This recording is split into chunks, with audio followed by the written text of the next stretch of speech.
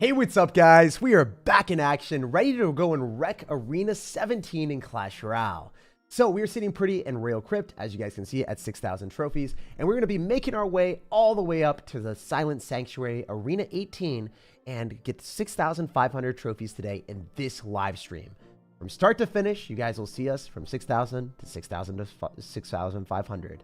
And that's going to be a vibe. We're going to be using this deck. It is the best deck for me to underleveled ladder push. It's my favorite deck in the game.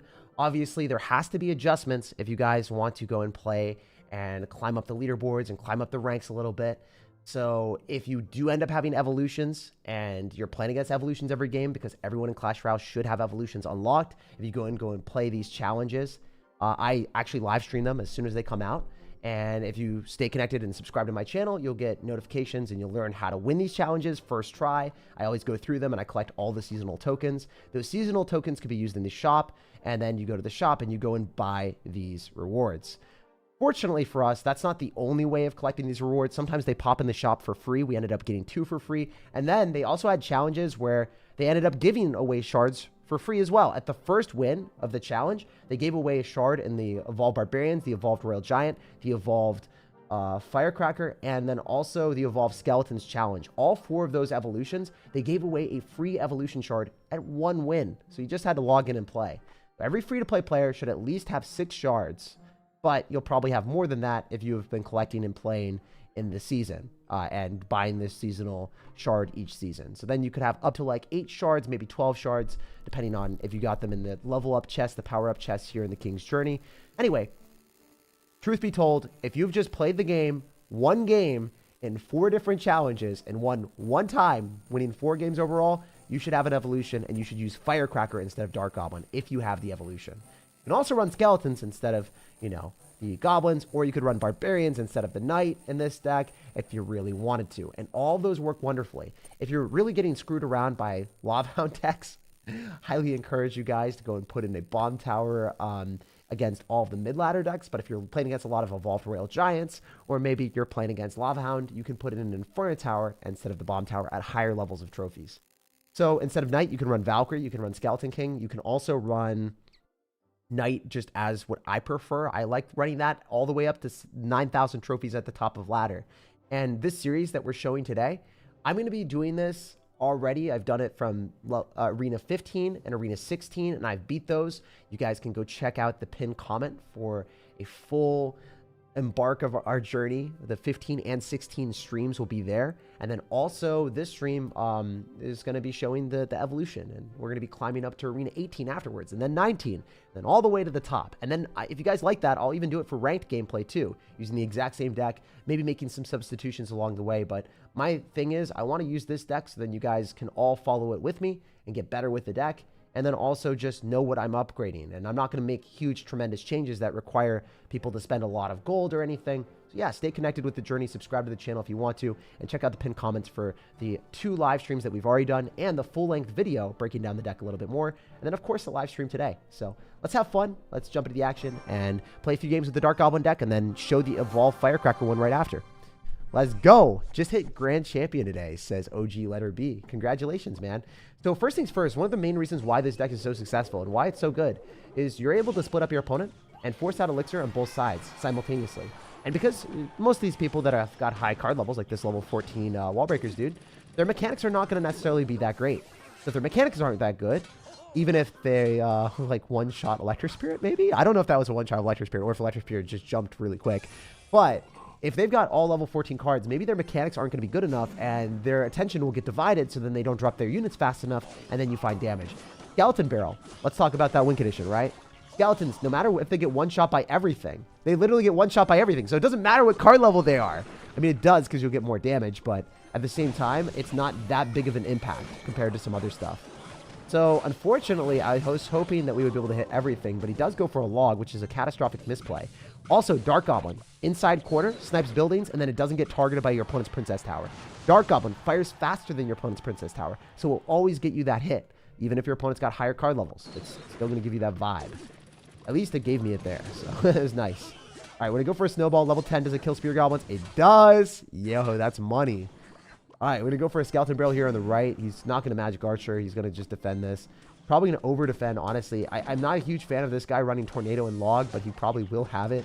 As you guys can see, we're getting a lot of damage. We're going to go for Goblin Barrel, and we're going to go Dark Goblin. A little bit risky for us to do this. Actually, pretty bad placement, I think, of the Goblin Barrel usually, but because we had the Knight already on the other side, I wanted to do that. We forced out a Tornado and a Log. He's literally got double small spells.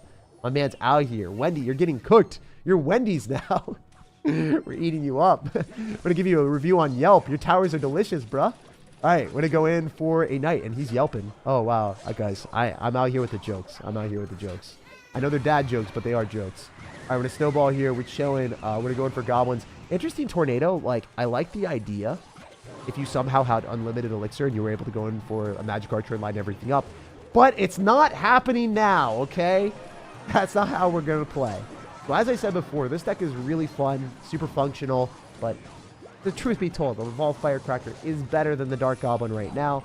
And if you guys are able to run evolutions, which everyone should, you should probably be running the Firecracker. So, as I said, there are also other evolutions that you could run. But wow, we just destroyed someone with all level 14 cards when he's got double small spells. And the thing is, even if people have hard counters to you and they might have better decks than yours in a specific matchup, right? This guy's deck should beat mine. Usually at lower skill levels, they're not going to play it perfect. And if you spam them really aggressively, they can't do anything. However, if you're running a Golem deck or an Elixir Golem deck, right? And you're spamming cards directly into your opponent's high-level cards, you give them a lot of time to react because your big beatdown push is slow. And it's really simple for them to just drop cards on top. When there's fast-moving cards that don't give them time to react, and there's a lot of them moving all over the place, casual players just don't know what to look at, and then they get overwhelmed, and then they lose. So that's the reason why it's so good. Why'd you restart? Just didn't end up getting a good start to it, and I wanted to make sure that my explanations were crisp, and I was able to make sure that everything that I explained for this long-term series in this video is actually going to be beneficial for you guys. That's the thing about my streams and my videos. I try to cut right to the chase on these live streams, and I want to be eloquent when I talk. Doesn't always happen, but that's a goal that I have, you know? I want to make sure I don't waste anyone's time when you're watching these videos or the live streams. I want to make sure that you guys actually enjoy it. So if I fail on that, I'm going to restart. I'm going to make sure that it's good. Also, when I learn different decks for my YouTube videos, I put out daily YouTube videos every single day.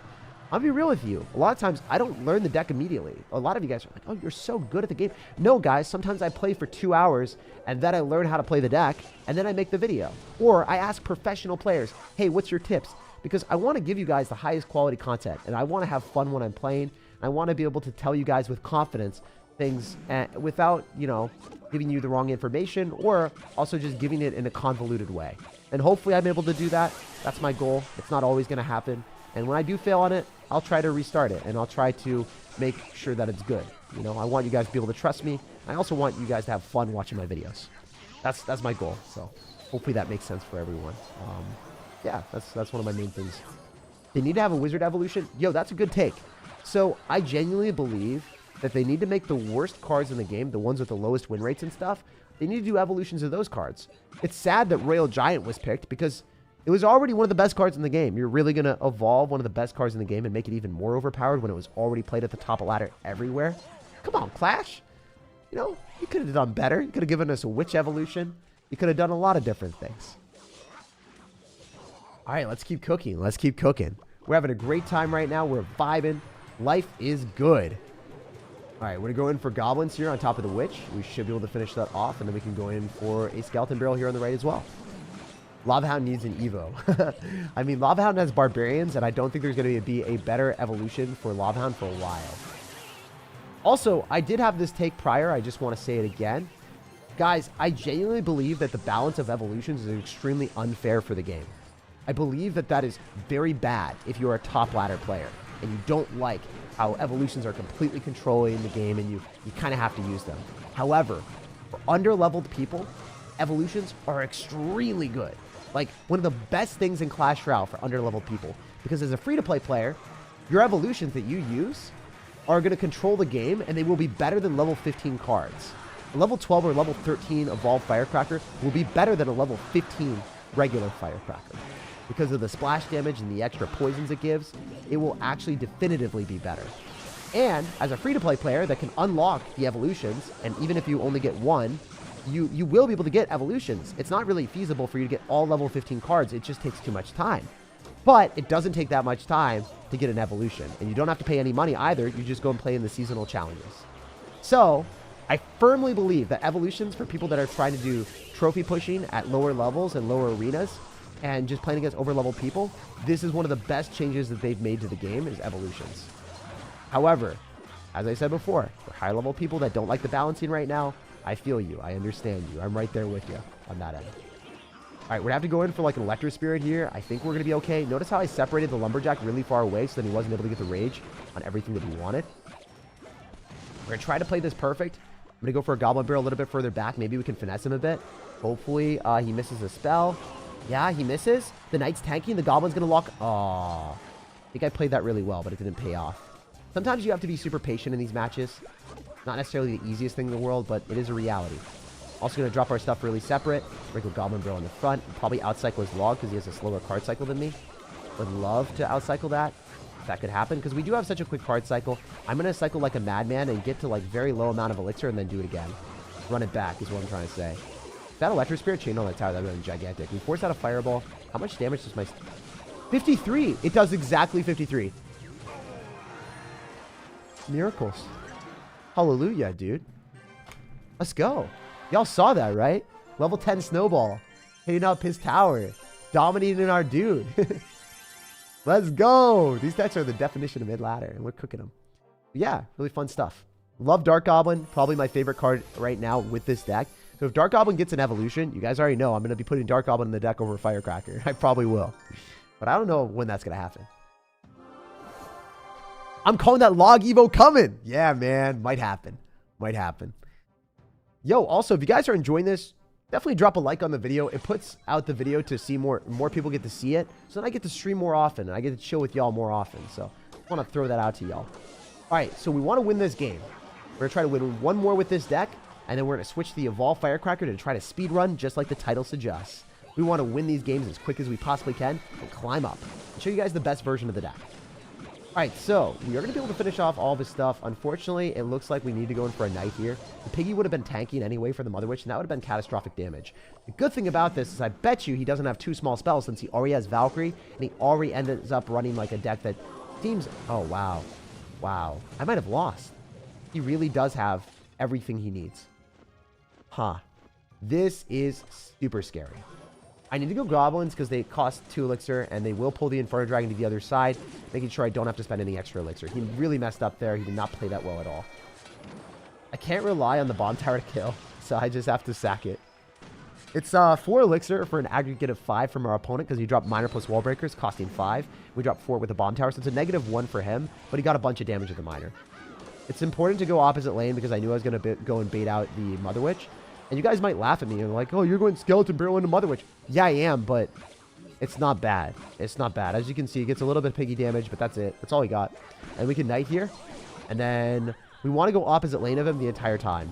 The only thing that is extremely concerning for me right now is the fact that the guy's got Log, again with the Valkyrie, and then also Skeleton Army. Skeleton Army, we're going to have to snowball every time. Inferno Dragon just randomly comes down again. We're going to go Goblins. We're going to try to go and kite that to the other side. I guess I'm going to go and sacrifice our Bomb Tower here.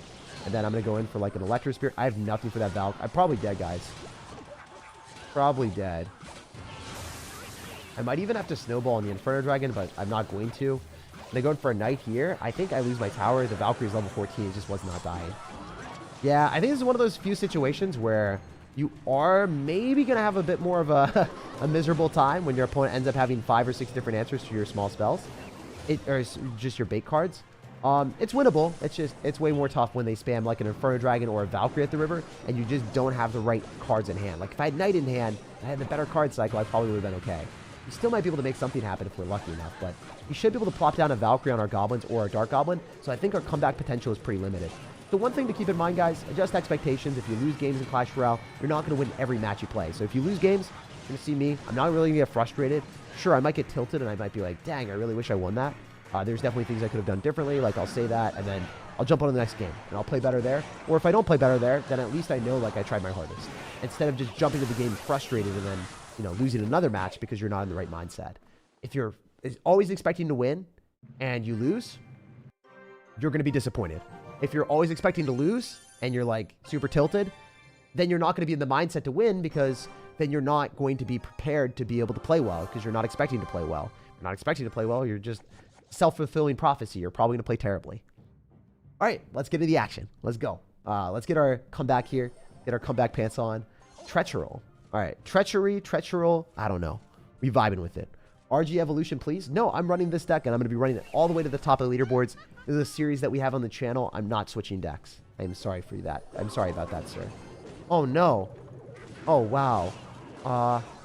Guys, are we playing against a bot? Like, we literally matched into the exact same deck. Is this Mother Witch log simulator with... Am I playing as the same person? Mother Witch, Skeleton Army, Wall Breakers, all in the same order. Huh. That was really, really weird. We're going to activate King Tower and then go and pull back everything with our goblins. Man, I'm actually flabbergasted that that was a thing. I actually seriously still can't believe that that happened. I go for a knight here. We just want to force out some extra elixir, ideally. It's important to not go in for skeleton barrels when you don't have the right elixir count and when your opponent has Mother Witch in cycle. Just not ideal. So I'm going to wait a little bit and see what we can do. Our skeletons, the counter is not there. Did not work, Chief. Oh, it's going to dash. Oh, no. I thought it was going to walk. Okay, fortunately it does die. Hopefully it goes wall breaker so we can stop it with a bond tower. Nice. Thank goodness you listened to me. I don't know if we end up killing the firecracker. I think we do. No shot. Nice. After the nerf to the firecracker, it doesn't get that last hit at 0 HP. So the firecracker got a slight hit speed nerf, and that made a pretty big impact. All right, so how are we going to win this? If we can get this redemption arc, I would be so unbelievably satisfied. Because playing against someone with Skeleton Army and Mother Witch and all that stuff, it is kind of tough. It is not always easy. Let's go for a Skeleton Barrel on the right-hand side as soon as he Mother Witches, and then try to apply dual lane pressure. Because that's how you demand your opponent's attention, and that's how you win most of your matches. All right, we're going to try to go for like an Electro Spirit here so then it doesn't jump. And we can go for a Bond Tower. Oh, he's literally got an Evolved Firecracker. It's going to splash on my stuff. Yeah. That's a level 14 Evolved Firecracker. I don't think I win this one. If I win this, that would be probably one of the most ludicrous wins I've ever had in my life. Maybe lucky, too. I can't afford for that to hit my tower, and it's hitting my tower. Oh, no. Tragedy. Okay. We do kill that, so that's good. We need to go opposite lane the entire time. He did just drop a log, so maybe he's feeling really frisky. Maybe he's feeling really risky. There's still a chance, right? If we just go, like, crazy all in. The Electro Spirit did a bit more than we would have been vibing. All right, we're going to go Bomb Tower again. Remember that it did work out, and it did fully counter the Firecracker last time, but it's not targeting what we needed to, so now we need to drop it. All right, we're going to do this. Try to cycle back to another knight. If we get back to another knight, then I think we're going to be all right. Yeah, we don't have anything for the wall breakers now, though. Yeah, we got a snowball here. I guess we're fine. How did I find a way to stay alive into this? I'm not running the evolution yet, guys, and we're playing against someone with a level 14 evolution. This is supposed to happen when I run the evolutions and not before when I'm not playing the evolutions, all right? I'm not supposed to be playing against people that have evolutions when I'm not running evolutions and then also have them have higher level cards, you know? Doesn't feel right. Okay? Wait, this is actually super good. We're at 300 HP there for him. We can do this.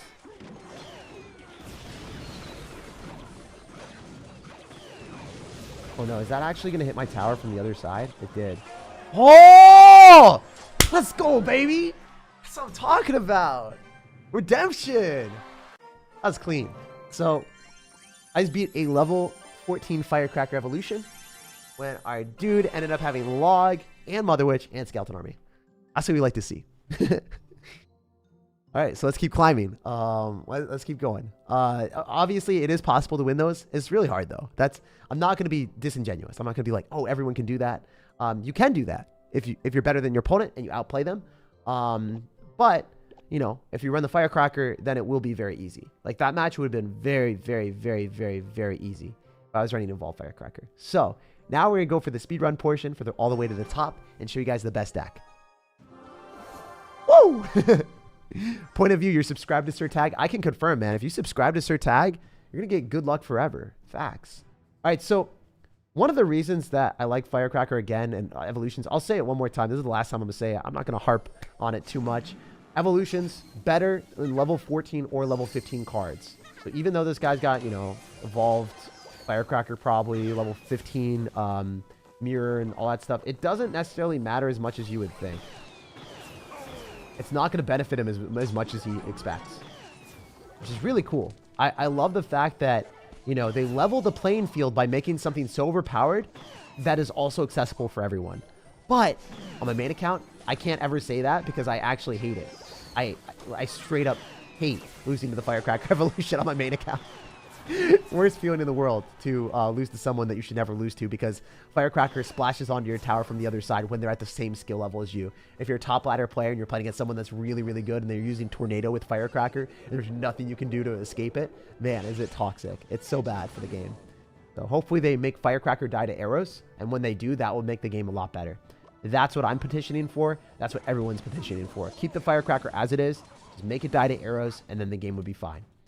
So we're in a skeleton barrel here, and the cool thing is the Firecracker, if we force out any like counter to our goblin barrel or a skeleton barrel, and a lot of noobs are just going to drop things in the back, and they're not going to understand that 800 damage is massive. Now I can win these games by cycling evolve Firecrackers and get huge value, historic value. Oh, it does die to arrows because it's still over leveled. You know what? That's how it should be. You know, I'm okay with that. Clash Royale, I got the nerf that I was looking for. I instant karma. There's something so poetic about that. There's something so poetic about that, guys. Like, straight up, that has to be one of the most poetic things I've ever seen. Oh, that was just so funny. That was so funny. That was awesome. You see the new balance changes? Yeah, I did see. Please upgrade your knight. I'm not going to upgrade things if I don't need to, man. I'm not going to upgrade things if I don't need to. I also don't think I have enough gold to. Oh, he's going to have monk. That's kind of unfortunate. He's going to kill my Firecracker. The good thing about this is maybe he's not good enough to go and drop his monk on top of our bomb tower. If he's good enough for that, then that's a problem. We want to cycle knights as many as we can, because we want to say goodnight to his wizard and all of his splash damage. Then we can subsequently go in for a goblin barrel here. I think the Firecracker probably doesn't end up hitting ours.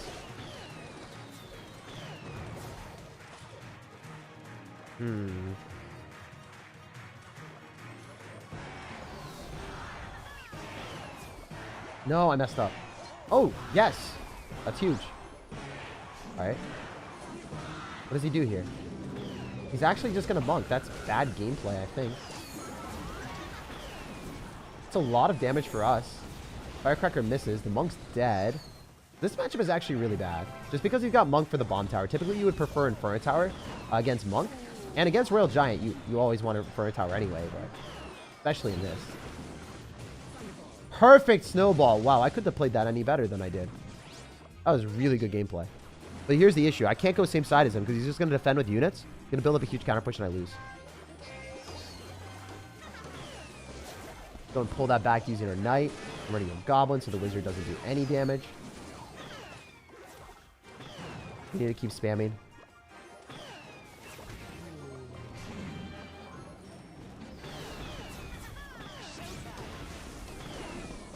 Alright, let's do this. We still have the evolved Firecracker. She is going to die. That's totally fine. Get arrows out of him as well. If the knight locks onto the tower, that could be massive value. He's actually losing to a knight. Imagine, man. Couldn't be me. You got arrows, mirror. You got monk. This is a 100-0. 100-0 matchup for you, my man. You do be messing up, though. Right, we'll see if we can get him to click the ability. We want to be cycling a lot right now. We do want to be cycling a lot. The bomb tower is just such a good card, guys. I don't know what else to say besides that.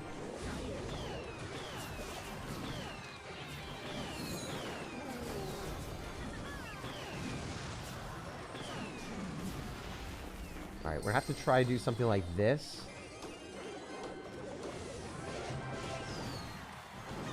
Yeah, I think we win. Wow. That should never happen. If you've got a level 14 monk, or sorry, not level 14 monk, but if you've got like monk and Royal Giant into that, that's a really tough matchup. That is a really tough one. I think that is actually tougher than the last matchup.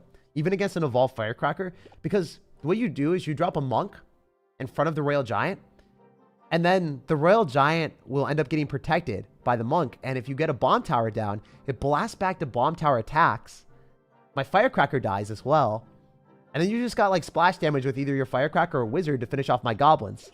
So I can't kill it. I literally can't do damage to your royal giant unless I drop a knight, which will get deleted by a mini P.E.K.K.A. So that matchup was actually historically awful. But we made it happen. SirTag nerfing himself with underleveled evos? Yeah, I mean, I don't think it's that big of a deal, though. I've got an overpowered evolution, so we're vibing.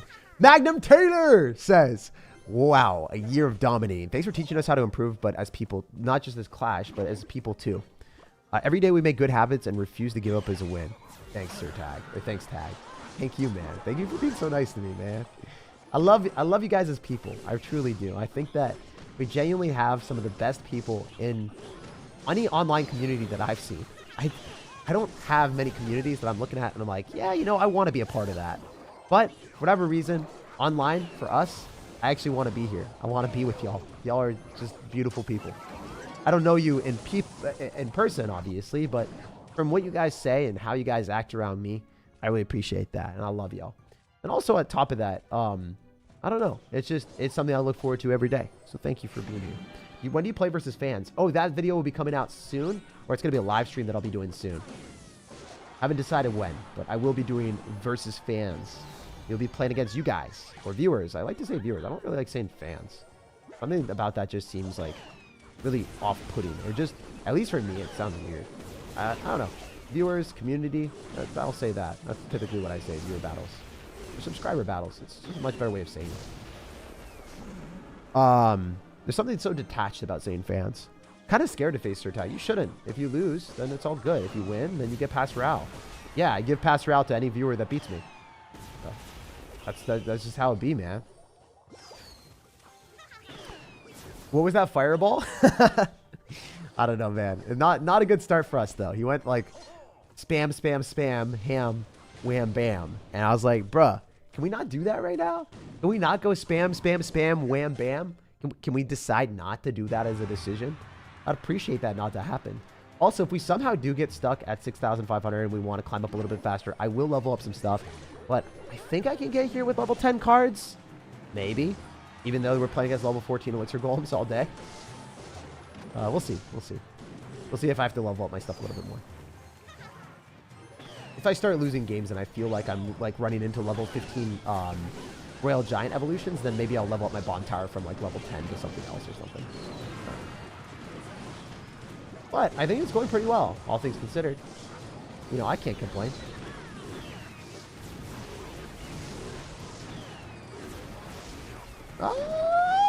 That's not that good anymore. That is not doing that well. Oh, no, no, no. All right, I think we got to do this. Oh, that's a fireball. I forgot that he could do that. GG. That's an unfortunate loss because I think I would have taken tower if I spammed it a little bit harder there because he dropped the minion horde there last second. Anyway, we'll jump on the next one. We'll play better. Am I the only one that intentionally waits for SirTag's video uploads? Oh, man, that's wholesome as heck. Do you or have you played chess before? I actually have played chess a lot before. I played against some people from MIT and I got destroyed. It was not an easy experience, you know? Sometimes really smart people are really good at intellectual games. And if they're really good at intellectual games and you're playing against them, you might not have the best experience.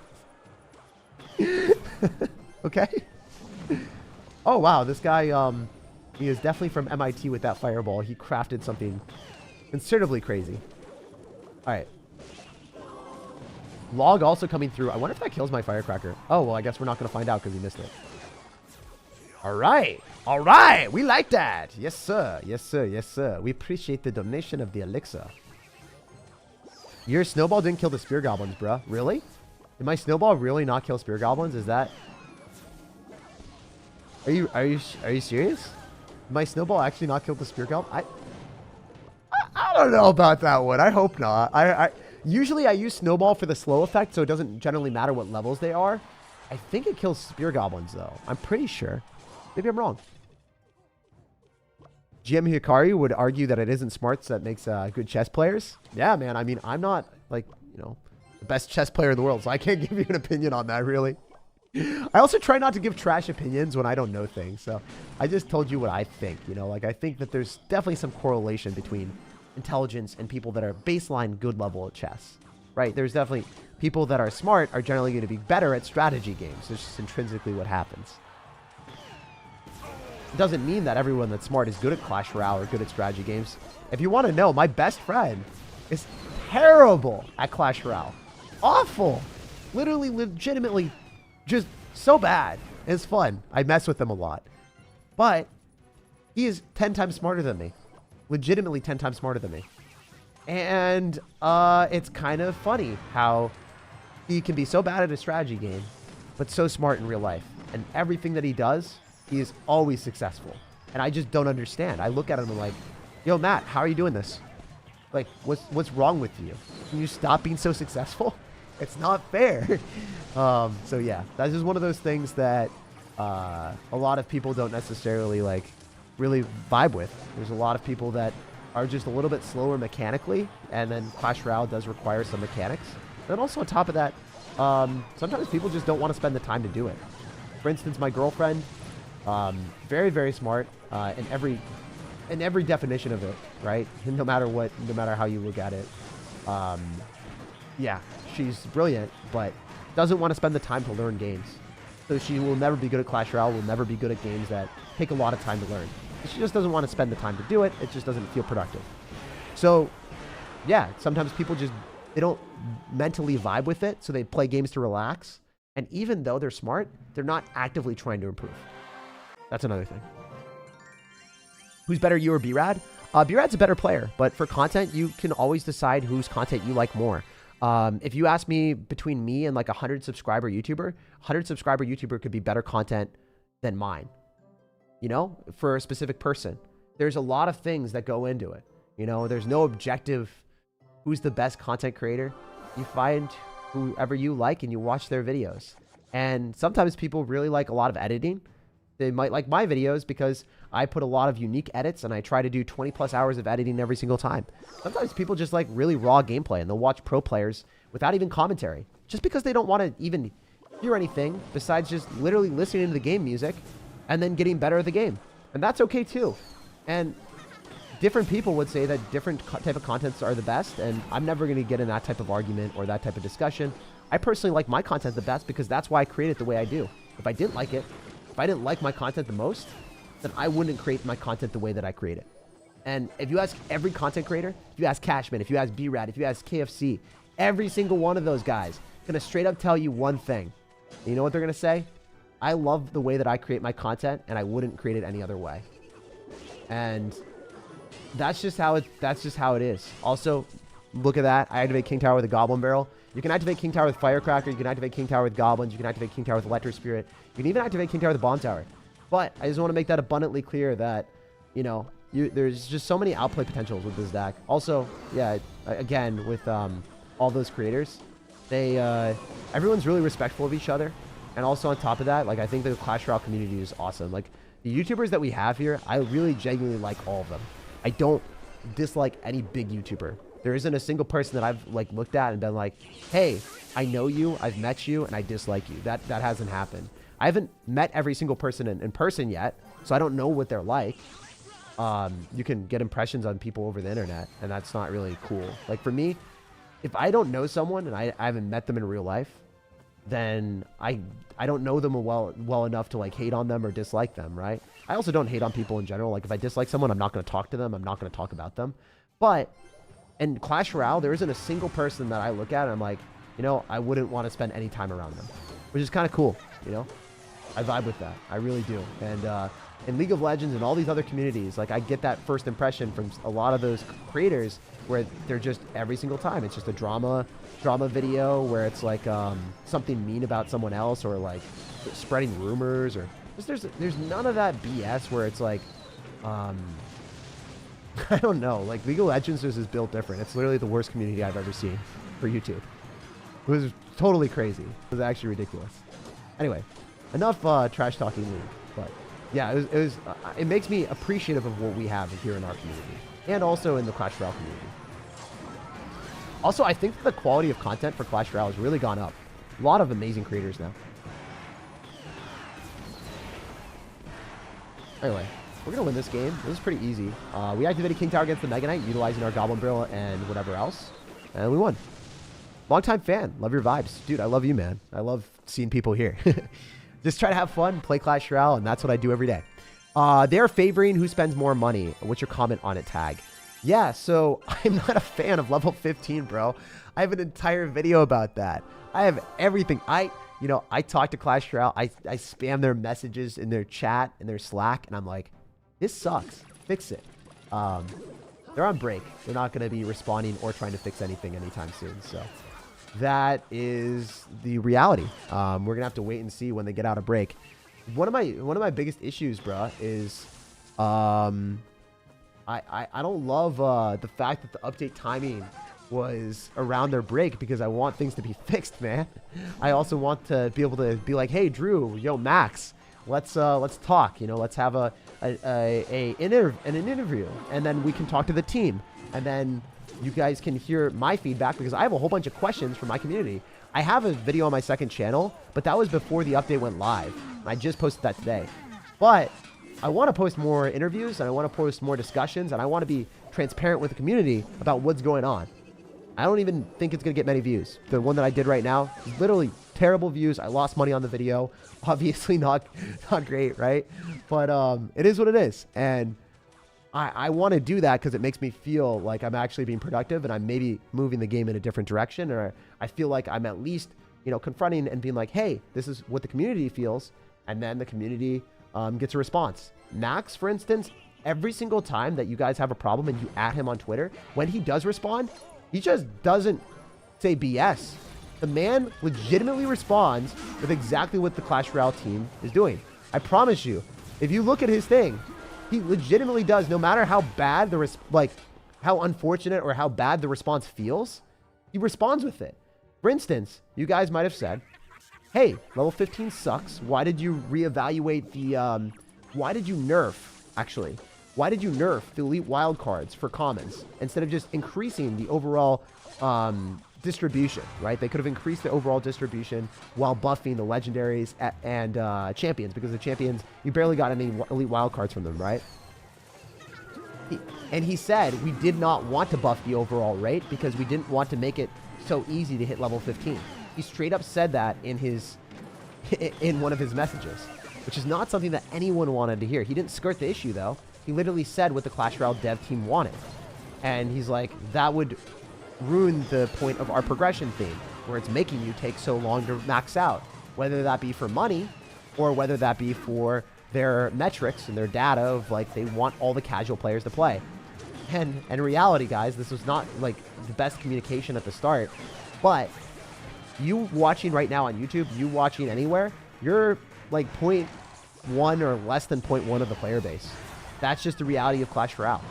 Most people that play this game sit on the toilet, they play a couple casual games, and they don't look at the balance changes. They don't look at the games. They're not even searching on YouTube to try to get better. If you're watching this on YouTube, you are part of the 1%.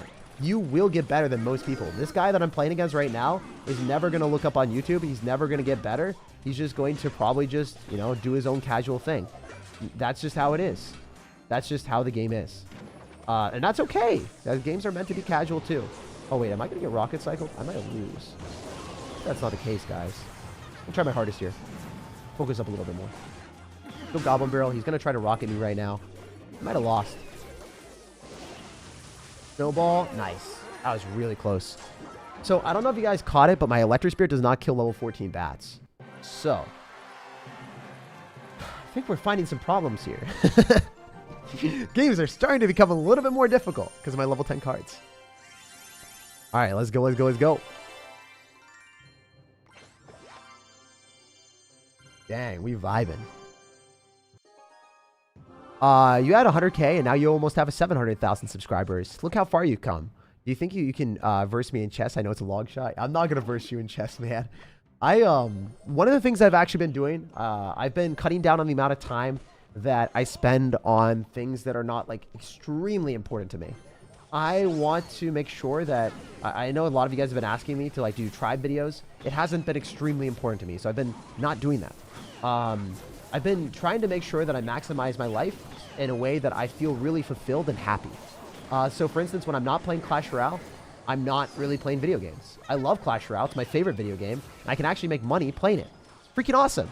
But I want to feel like I'm not sitting in front of a computer screen all day. I want to work out. I also spend the rest of the day after 5 p.m. Eastern, or 5 p.m. Central Time, sorry. I just chill, man. I either work out, or I spend time with my girlfriend, or I do things that stimulate me and make me feel more fulfilled. Like, I think yesterday, or no, it was 2 days ago, I did an entire puzzle, like this massive puzzle, which it required so much thought process, and it was really difficult. It was really challenging for me. I guess maybe I'm not the smartest person. It was really, really, really, really hard. It was like, from the Society of Curiosities, I think it was like a gift that I ended up getting for my girlfriend. We ended up doing that, and really difficult. And yeah, it stimulated me. It made me happy. I felt fulfilled. Sometimes when I watch and I sit down and I just watch like Netflix or something for like 2-3 hours, I just look away from it. I'm like, I just killed that time. That time just didn't make me feel as happy. When I play Clash Royale, it's different because I'm actively doing something, right? I don't play Clash Royale all day long. I also get a lot of enjoyment from creating YouTube videos. So it's like a multi-pronged thing for me. But if I did it all day and I played different games all day, I think that would make me feel worse. Anyway, this is another thing. Best Arena 12 deck. So this deck that I'm playing right now is the best deck for all the arenas. If you want to just level it up, and go check out the pinned comment. If you haven't already, and you are looking for the Best Arena 15 deck, Best Arena 16 deck, I play this exact deck in Arena 15 and Arena 16, and I show how to win. It's in the pinned comment. It'll be in the pinned comment after this video is released and after this live stream is done.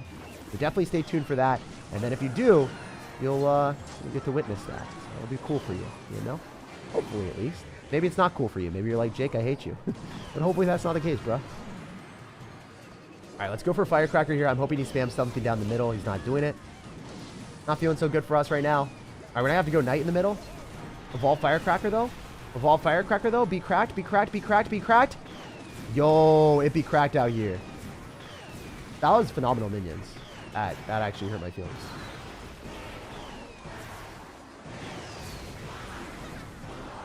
All right, we're going to go Knight. Our Evolve Firecracker finally died a century later. Can we not do this, though? Talk about what we're doing right now before you hurt my feelings? I literally had to snowball that. I think I lost. You should just be able to poison me out. By going for a Knight here, maybe the Bomber locks onto that, and we can go for 2 Firecrackers. Okay, I was hoping that his units would lock onto that, so then we could spam Firecrackers and win, but not looking like that's going to be the case anymore, guys. We lost this one. I did try my hardest. He's got double win conditions, which is intrinsically difficult for this deck to defend. Generally, you want to go for Snowball and Goblins on the Hog Rider and Bomb Tower on the Elixir Golem, but never really got the cycle. Whether that was with my mistakes or just my intrinsically bad cycle, it is what it is. True, sir! Yo! What's up, Michael? I love you, man. We'll catch up, bro. We'll catch up. I've been super busy. I've not been responding to anyone. Why don't you play Splash Guard instead? Forensic, I've already responded to you about that, man. Told you many times. We just play this deck because it is the deck that we're using with the series. Yeah, you'll see it at the very... you'll see the same series as I push up each arena. It'll be with this deck every time. Which, you know, hopefully you guys want to play along with me and, I don't know, vibe with my journey all the way to 9,000 trophies. Because not everyone is going to be able to have Splash Guard unlocked. Not everyone's going to be able to play it. And Splash Guard does work. It's a phenomenal deck. But I've also played it a lot more than I played Logbait. And I kind of want to mix it up. That's the other thing about Clash Royale. There's a lot of variety that you can do with underleveled decks. And I'm just showing one of the decks that you can play. It's a great deck to play. There are different ones that you can do as well. I think that was amazing that we were able to kill the wizard and not lose our tower because our Electro Spirit was so clutch for 1 elixir. Alright. I did not expect this guy to end up having a golem deck with Inferno Tower. Probably not going to be a good game for us, but we're still going to try our hardest. Ideally, we can... Nah, it's not going to give us anything. We're not getting anything from this Firecracker, really. It's splashing on the left-hand tower, actually. That wasn't that bad. Golem players, though. Yo, dude. Golem players literally just drop it in the back first play and then just go all in. We can't ever go and cycle our goblins because it's such a nice card for high damage. We want to use our knight to tank for all of his splash damage and then do that. He actually missed his rage, so that's kind of cool. All right, we can drop our bomb tower here. It should be able to pull the golem. Let's go in for our firecracker afterward. And then hopefully he doesn't lightning. Oh. A rocket, okay. Guess we're going to go in for goblins here as well. Just to damage down the golem as quickly as we can. We know the goblins are dead. But since he dropped a rocket, he's going to be down a lot of elixir. And if only the golem gets, like, splash damage, I think that's fine. Still a lot, but it's something I can work with. Maybe. Alright, we'll see if this evolved firecracker does enough damage for us to warrant going to the right-hand side, or if we want to switch it up and swerve him. Okay, looks like we're still going to be going to the left. Don't see a situation where it makes that much sense for us to do anything different. Alright, we should be able to get a bomb tower down here, and both towers are going to be targeting the balloon, so we are A-okay. The only bad thing about this is the balloon might get death damage. If that happens, I'm dead. Okay, yeah, I guess I'm dead. We're going to try to go for firecrackers again and see if we can go other side, maybe.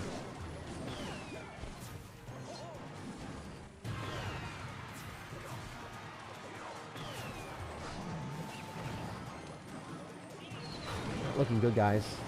Looking like a loss. Yeah, didn't expect this guy to be running this. Again, 2 win conditions. It happens, you know, you can't win every game you play. You're just kind of hoping that you play against people that have more fair matchups. If they've got 2 win conditions to go and bait out the bomb tower, and then they get enough damage with their over-leveled stuff, maybe they go golem in the back first play, it's still winnable. This is totally a winnable match. It just didn't go my favor, and it was less likely for me to win it. You're always trying to push the odds in your favor, just like poker, and sometimes you can't push them in the right direction. As I said before, adjust expectations, and you'll climb up. Stop using 2 win conditions as an excuse. I'm not using it as an excuse. I'm just saying that it made it tougher. And as I said before, I tried my hardest. It didn't work out. You know, that's all I'm going to say, man. I'm a top 1,000 to 2,000 player in the world. Last season, I was top 1,800 in the world. I think I'm a pretty okay player of the game. And I'm just going to be fair, and I'm going to be honest whenever I lose or whenever I win. I'm going to tell you guys my unfiltered thoughts. That's how it will always be on this channel. I'm not going to BS you.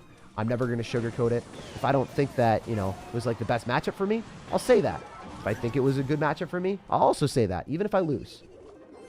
All right, we're going to go in for a knight here. This seems like a very good matchup because the guy's got underleveled goblin barrel. I don't think that this guy is going to be able to have a good shot against us. You're one of the creators that who I watch to get strong. Oh, well, I'm a twig. Wait. No. You guys didn't see anything. No, y'all didn't see anything there. Y'all didn't see anything.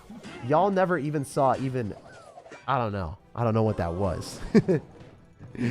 I don't know what that was, bro. That was not a muscle. Y'all didn't see it all. Don't sweat it, dog. You're definitely good at the game. Yeah, thanks, man. All right, we're gonna go in for like a knight here, an electro spirit. We should be able to fully counter the goblins. You win every match if you have levels with that deck, man. Yeah, 100%. I would definitely have won that last game if I had higher card levels, but that's also like something that I don't like saying. I would like to say, like, you know, even, all right, like, sure, right? Like, you can win that last game if you have even card levels. If I had even card levels, but that's not something that I like to say because it's like, it was more so the matchup, more so than the levels, right? Levels aren't that big of a deal. Sometimes you'll play against 2 win conditions, and like if they spam it at the back, and you don't have like you take a bunch of damage at the start, that's gonna be hard for you to defend. That last game was really tough. All right, to go knight here for a firecracker and a goblin barrel as well. And part of the reason that I talk about the tougher matchups as well is so then you guys know, right? If I'm disingenuous and I'm like, yo, every matchup's easy, then you guys jump into the games and you're like, why isn't this easy? And then you feel like you've been cheated or lied to, right? And that's not a good feeling.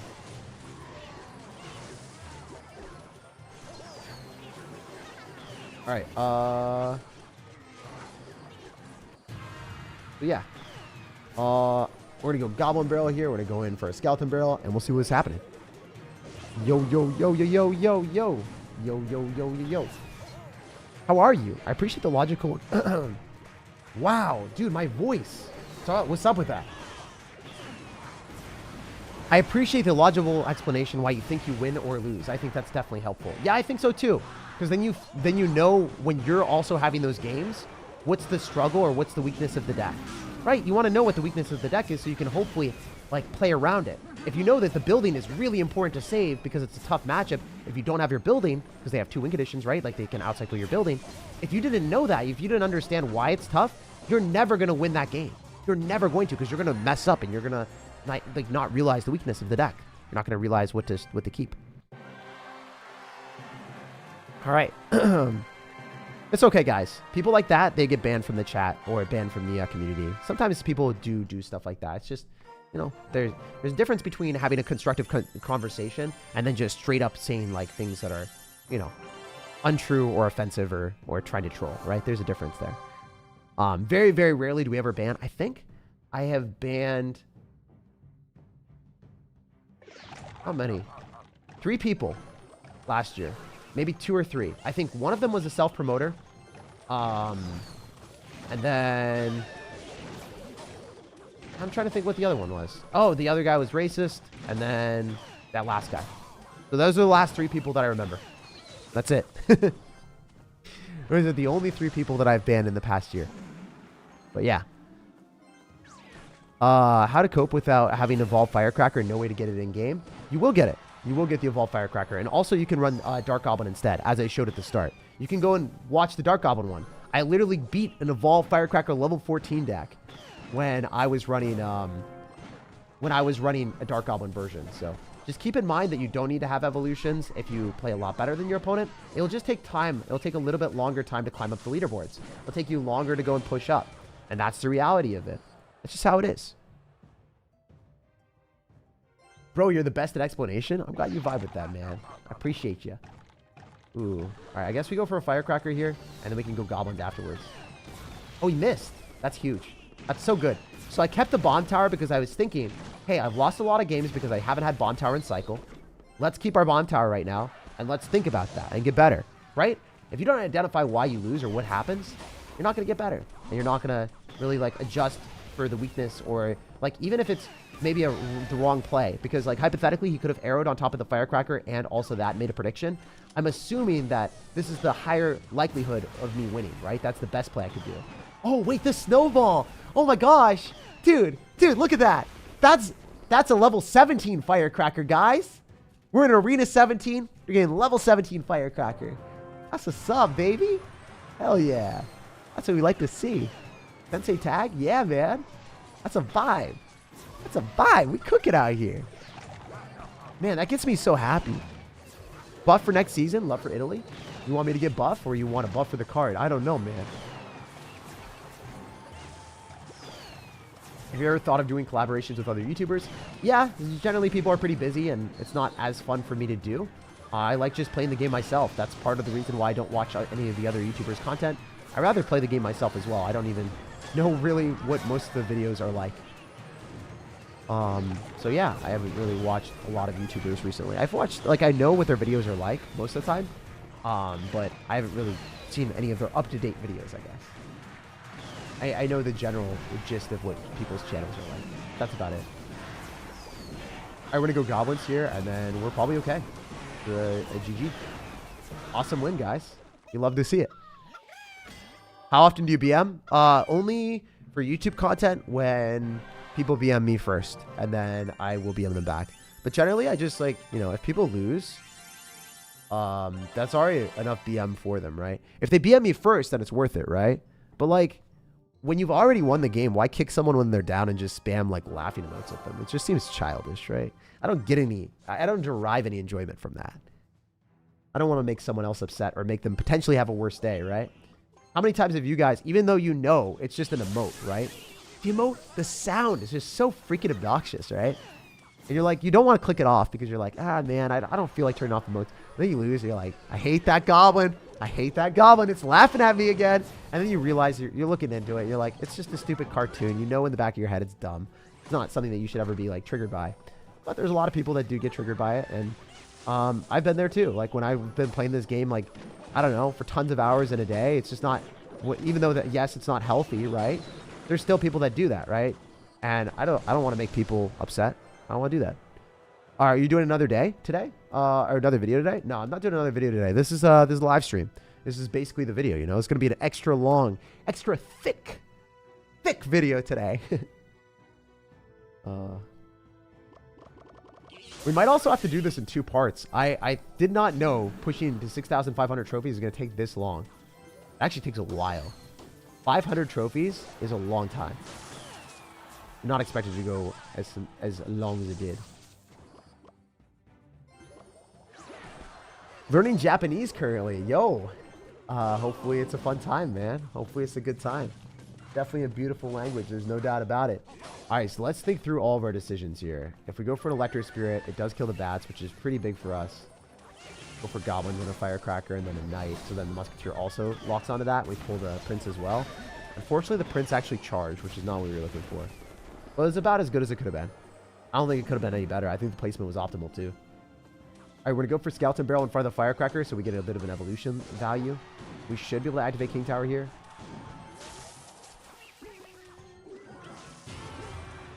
Oh no, I messed up. Well, if I had activated King Tower, I probably would have won the match. I don't know if I win anymore. I think I might have just lost. See if we can pull through. Oof, mental mess up. Mental mess up. Just like one tile, just 1 second earlier, and I activated King Tower. I don't take any damage from the Mega Knight. I'm fine. Still winnable, though. Still winnable, guys. Also, one of the recommendations that I have, if you lose a lot of games in a row, or if you're playing a lot, probably don't play it all in a row, because it's easier to make more mistakes. Easier to, you know, take breaks, be in the best mental state, and then play better. All right, we're going to snowball here. Probably can snowball and finish that all off, then go for an Electro Spirit, and then probably have to go Goblin, so then the Musketeer doesn't hit my tower. Oh, man, this would have been W. I think I lost. Doesn't have login cycle, so...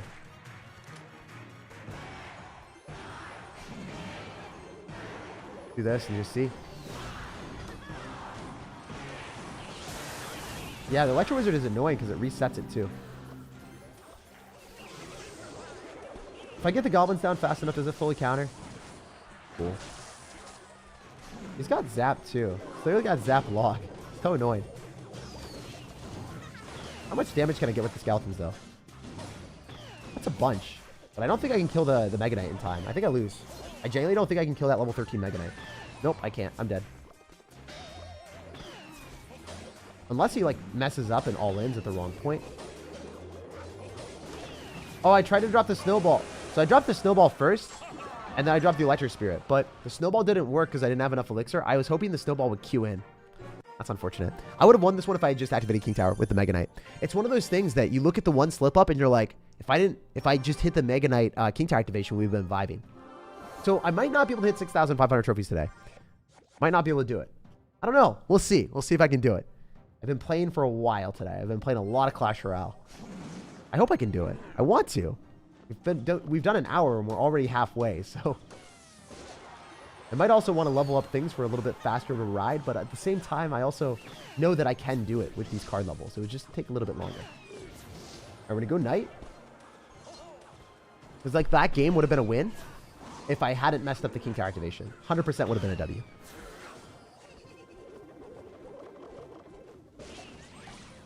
Why is bro attacking when a Mega Knight's going towards his tower? I thought he was a top player. If you're talking about me, right? Why was I attacking while the Mega Knight was going towards my tower? So if you aren't familiar with how the game is played at a higher level, generally what you want to do is you want to apply aggression while you're defending at the same time, because your opponent's going to be concentrated on their offense. And also when they drop elixir on offense, if you are good enough, right? I definitely should have activated King Tower there, right? 100%. You can defend minimally, spend less elixir, and your opponent will be at a lower elixir count because they spent all of the elixir on offense. If someone drops a Mega Knight on offense, are you actually going to wait to kill the Mega Knight before dropping cards? Or are you going to know that you can activate King Tower against the Mega Knight, dropping 2 elixir with an Electro Spirit, and then like another 1 elixir cost card? For me, I would want my opponent to be at the lowest elixir possible so that they can't defend me. And that's a huge difference between lower skill level players and then me. And then also, there's a huge difference between me and then higher skill level players. So... if you don't know that, now you do, and hopefully that makes you a bit better at the game. And you want to limit test, and you want to get better. If I lost, it was not a decision thing. That was a skill issue and just a mental miscalculation, right? The reason why I lost is because I didn't activate King Tower, and that's as simple as it was. It was not a strategy issue. If you limit yourself and you don't apply aggression at the same time while you're defending, then your opponent will always have a higher elixir count. I'll just say it one more time. Mega Knight, 7 elixir. Your opponent at max has 3. If you wait for the Mega Knight to die, then guess what? Your opponent will probably have like 10 elixir. And then when you spam into them, they're going to have a lot more elixir to defend. But if you spam immediately and they have 3 elixir, they're not able to afford their best answers to your spam. Like, if you go in and you go in for a Hog Rider, like maybe they'll drop a Goblin Gang and you'll Earthquake it. And then what happens? They lose. They literally lose the game. They literally just lose the game. But if you wait till 10, they can go Goblin Gang, and then they can go Bats after, and then they can be like, oh, thanks for waiting, bro. So that's just, I think that's a good tip. And I just wanted to give you an earnest response to that question, because even though it was not formulated in a very nice way, still feel like you deserve the response, because I think that would hopefully help you or someone else. That is definitely a common sentiment. All right, we're going to go in for a night here. We win. All right. Already. Great advice. Yeah, no problem, man. Segment where your editors do battles. Oh, that'd be funny. Oh my gosh. Wait, dude, that's dope. I'd vibe with that. You're giving me ideas. Thank you for the dono, and also thank you for the idea. Gabriel also says, good luck. Glad to see you. Stay positive. No doubt, man. Always try to stay positive as possible. Always try to, you know? That's how I roll. All right, we're going to go Goblins here on top of the Princess, and we're going to go for a Skeleton Barrel as well. Who do you think is the best looking card? Ooh, best looking card in the game. Hard to say, man. All right, let's just activate King Tower here with the Firecracker. Ooh, messed up. Still think it will work out. We will activate King Tower, and then we can go Goblins here to finish off the Firecracker if we're not very unlucky. Cool. Gotta go Goblin Barrel on defense against the Knight. It's just the only available option. Not necessarily the best defense I've ever done in my life. We're going to try to stabilize here because I'm down a lot of Elixir, and I can't really apply aggression because I don't know what I'm playing against. Is Royal Recruit still your main deck? Yeah, it is. It is by far my favorite and main deck in Clash Royale. The other deck I'm playing a little bit more right now in the meta currently is the Barbarians Evolution Inferno Tower deck. So if you type in best Barbarians Evolution deck, SirTag on YouTube, that video is my main deck right now in the game. It's just, it's really good. And it says, Evolve Barbarians, delete skill from Clash Royale. You could probably just type that in. Evolve Barbarians, delete skill from Clash Royale. That's the title of the video. And it says, no skill needed on the thumbnail. That's the deck that I use as my main deck in the meta, just because it's very easy. Recruits is low skill. Yep, both of my decks are low skill. Both of my decks. Both of my main decks are very low skill. Part of the reason that I purposely chose them lower skill, number one, it's easier and more fun for me to play because I don't have to fully focus as much. And I can make comebacks. If I'm commentating, I'm looking at the camera and I mess up, I can still make a comeback in the game. Also, I'm not as good as I was before at the game, right? Like, I was a top 5 player in the world very easily at all points. I'm not that anymore, right? So I can finish top 1,800 in the world like I did last season very easily without any effort. I'm a top 1,000, 2,000 player, right? That's just how I am. I'm not where I was before. So I have to adjust that. I have to come to terms with that. And, you know, if I want to be able to beat top ladder players, I can still beat them by making really good decisions from a macro stance with a golem deck or like Royal Recruits. And I've beat a lot of top ladder players with those decks. And Graveyard Freeze as well. I've beat a lot of top ladder players with those decks. But am I better? Am I going to outskill them with a Hog Rider Cycle deck? Most likely not going to. Against people that I'm talking about, like top 200 players, or someone that's like, you know, that I really want to be able to beat. You know? It's also just fun for content too. I try to mix it up and play different decks. I played a lot of Graveyard in my life when I was a pro, and I played a lot of Minor Poison when I was a pro. It's not necessarily fun to play the exact same deck all the time for me. Also, can we just notice that I have 3 Firecrackers stacked up? Jeez, we're cracked. I think this Firecracker locks on a tower and wins me the game. Almost guaranteed. Yep. Pretty strong card. Why do you use Electric Spirit over Ice Spirit? Electric Spirit is just a little bit more fun from a perspective of like chaining on to all of my opponent's bait cards. It's pretty good. It's a great card to chain on to everything at once. Firecracker win condition? Oh yeah, it's broken. Tag, I'm gonna snipe you with level 14 Zap and Log. Okay, dude, I don't think I'd like you anymore if you did that, man. I like you right now. Don't make me dislike you. What's the best champion for mortar decks? Probably Skeleton King if you're running bait. Otherwise, Mighty Miner or Archer Queen. And it really depends on your deck. If you have Musketeer leveled up, run Mighty Miner. If you got Valkyrie or Knight leveled up, then you run a, then you go and run the Archer Queen.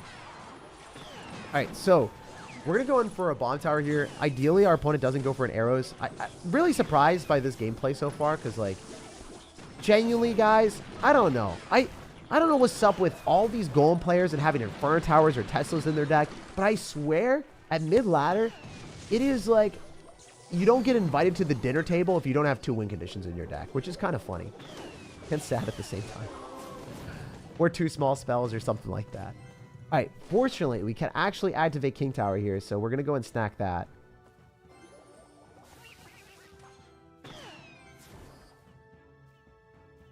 Yep, 1 more tile left. I had it, and then I adjusted, and I failed. No, this is really bad. I needed that. I needed that. Oh, no. Guys, I am missing King Tower activations like it's my job. 1 more tile right here. That's it. That's the Electro Spear placement. Really big mess up. All right, we can still go Bomb Tower. We can go Goblins and try to go and protect the Bomb Tower. I'm going to try at all costs. I probably should have protected the Goblins with the Knight. So the Knight takes the initial damage. That would have been better. Full transparency, it would have been better just to have the Knight do its thing. Thank goodness. Oh, that's so satisfying. That's so satisfying, dudes. That's so cool. Oh, man. Yeah, level 15 cards, level 14 cards, like that Firecracker, so good, man. So good. So broken. If we had King Tower activation, I think we would have been taking like 300, 400 less damage. It's also just, if you lose games and you miss King Tower activation opportunities, it's not like it even messed up, right? I just wasted 1 elixir. That's not a defining loss situation for most people, but it was for us. We know he's going to go in for a lot of units, so I tried to Firecracker at the river to force out even more elixir from him. Going for a Knight here as well, just to apply more pressure. Oh, thank goodness. Oh, no. Wait. It's okay, actually. What if we do this? Is he going to have log back in sec? I totally forget. He does have log. That was really bad for me. I think I lost. I don't think I played very well, guys. This is my fault.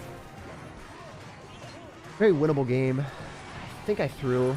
There's still a chance, right? It's not over till it's over. It's not over till it's over. Okay. He just uses log, too. Going for another Bomb Tower to go and pull that back, maybe. Okay. Still very winnable. So cool that this is the case.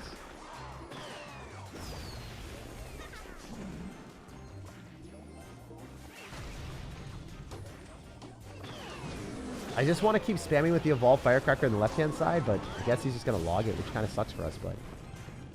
Wait, we're still alive. This is not that bad anymore. The Evolved Firecracker is going to allow him to shoot my tower, though, which is pretty annoying.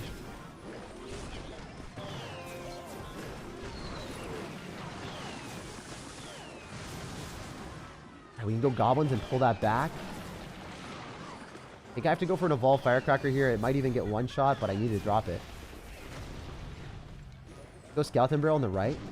If he logs, he's not going to have log and cycle for the Goblin Barrel now.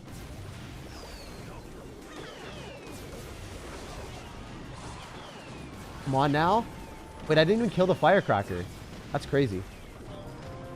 I didn't even kill his Firecracker, man. That's actually insane.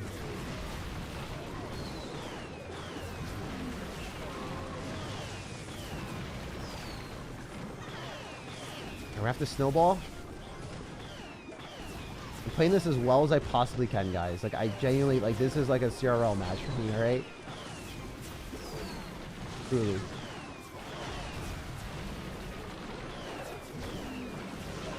Alright, we're gonna do this.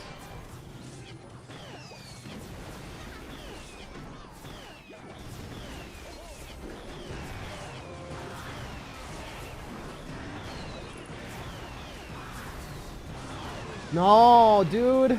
So close. I think I should have went for more Goblin Barrels on offense. That's crazy. All right, I think we're gonna level up our stuff a little bit more because I am genuinely playing against all level 14 stuff with level 10 cards. I think we're gonna do that just a little bit. So I hate to do it, but we are gonna evolve our Firecracker to level 13 just for a bit of an easier time. If we are literally playing against all level 14 stuff, it's kind of something I want to do. Also, we could run Ice Spirit since it is a little bit higher level, but I'm just going to evolve the I'm going to level up the Firecracker so then I have a little bit more fair of a match. It's a good game, so it does bonus points. You missed my donation? Here's some good luck. Thank you for the $2. I am going to miss donations while I play because just to be fully transparent with you, I will read the donation right after the game. Always remind me. Always remind me. But I wanted to try my absolute hardest in the last game. I could have won that if I played a little bit better. Yeah. Have you been ignoring me? How do I live donate? I've been a sub for a year. I actually think that you can donate clicking the money symbol right under the chat. So you see how there's a chat, like you type in enter, right? There's a money symbol, and I think you can just use that. It should pop up on the stream. When will the stream end? When I hit 6,500 medals, whenever that may be. Now we're just gonna have a bit of an easier time doing it, which is always a vibe, you know. I think you know, it would have been a win if I just played better. Truly. I like how there's always a reason why you lost. Learning is important. Yeah, I just didn't apply enough aggression because I let him fully focus at golems at the river. If I spam more on the right-hand side, he wouldn't have been able to do that. I just fully focused on defense instead of spamming enough elixir on offense and trusting my defense. Because if he didn't spend elixir on offense, or if he didn't expect to spend elixir on defense, he would have lost. He couldn't eat the damage. Something to keep in mind. All right, this firecracker might be great. Might also be bad. Not looking phenomenal right now. It's not splashing onto the tower like we had hoped. Okay, never mind. That's exactly what I wanted. Yeah, this guy is actually getting cooked. Doesn't have elixir anymore. Yep, that's what I was looking for. That was all I was looking for. Fair and even levels too, so the firecracker doesn't get too tapped or like die immediately to the tower. See how big of a difference that makes? That's crazy. So yeah, definitely level up your firecracker if you've got the evolution, or if you've got another card that you can evolve. That's what you want to do. It's such a big difference. It really is. Truly. Do you think that the evolved meta is more toxic than E-Giant meta? I don't love the firecracker being as strong as it is, I would say. I don't know about like it being more toxic though. It's really dependent. I didn't really care about the E-Giant meta because I just beat them anyway. I was either running like decks to really hard counter them. So it was kind of fun because I was like, my deck beats yours. You lose. It was really fun from that perspective. I was never really stressed or annoyed by it. All right, we're going to snowball here so we do kill the P.E.K.K.A so it doesn't get that last shot. Oh my gosh. Over too close. All right, wait. Is this firecracker to screw me? Because it might actually hit my tower. No, it hits the knight. Thank God. Hog Rider doesn't do enough, right? So it should die. The knight dies. Doesn't have arrows. I think we barely win this one. Yep, we win. Let's go! GG.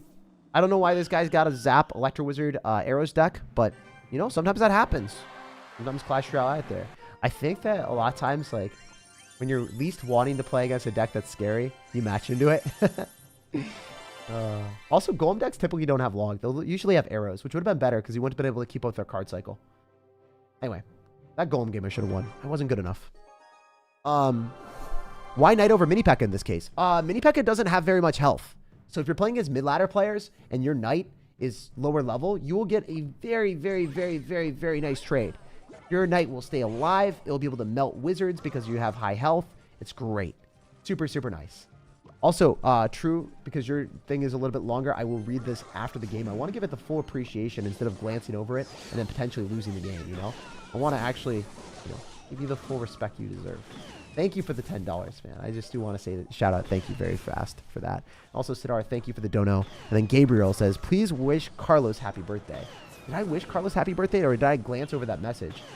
First off, happy birthday, Carlos. And I hope that you have an amazing day. You deserve an amazing day. I actually just celebrated a birthday in my friend's circle. And yeah, wishing you the best.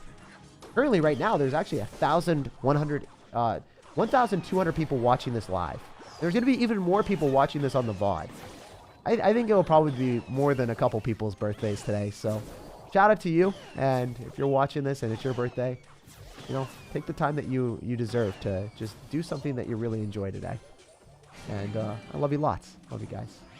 I love this community. So I don't know. Sometimes I just say some really cringe, soft stuff, but I mean it. And yeah, I just want to say it anyway. I think that's one of the things about me is like, I don't really shy away from whatever I say in my videos or in my streams. Generally, well, that's a lie. On videos, sometimes I scream really loudly and then we cut it out of the video because it's like, and then it would hurt your guys' ears or something, or sometimes it's a little bit too repetitive or whatever.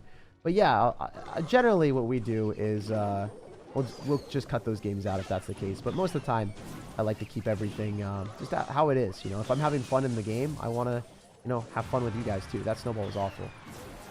Can't get enough elixir for the night though to save my butt. Okay, cool. Worked out really well. I also have a birthday. It's December, and I also have a birthday. Oh, okay. Well, if we take a time machine to December, then happy birthday. Honestly, there's probably going to be someone out here watching in December. If you're watching it in December, comment right now. If you're watching this VOD in December, there's no doubt. There's no doubt there's someone. And the cool thing is, the video is still going to be applicable. That's the main reason. Oh my gosh, the firecracker is so broken.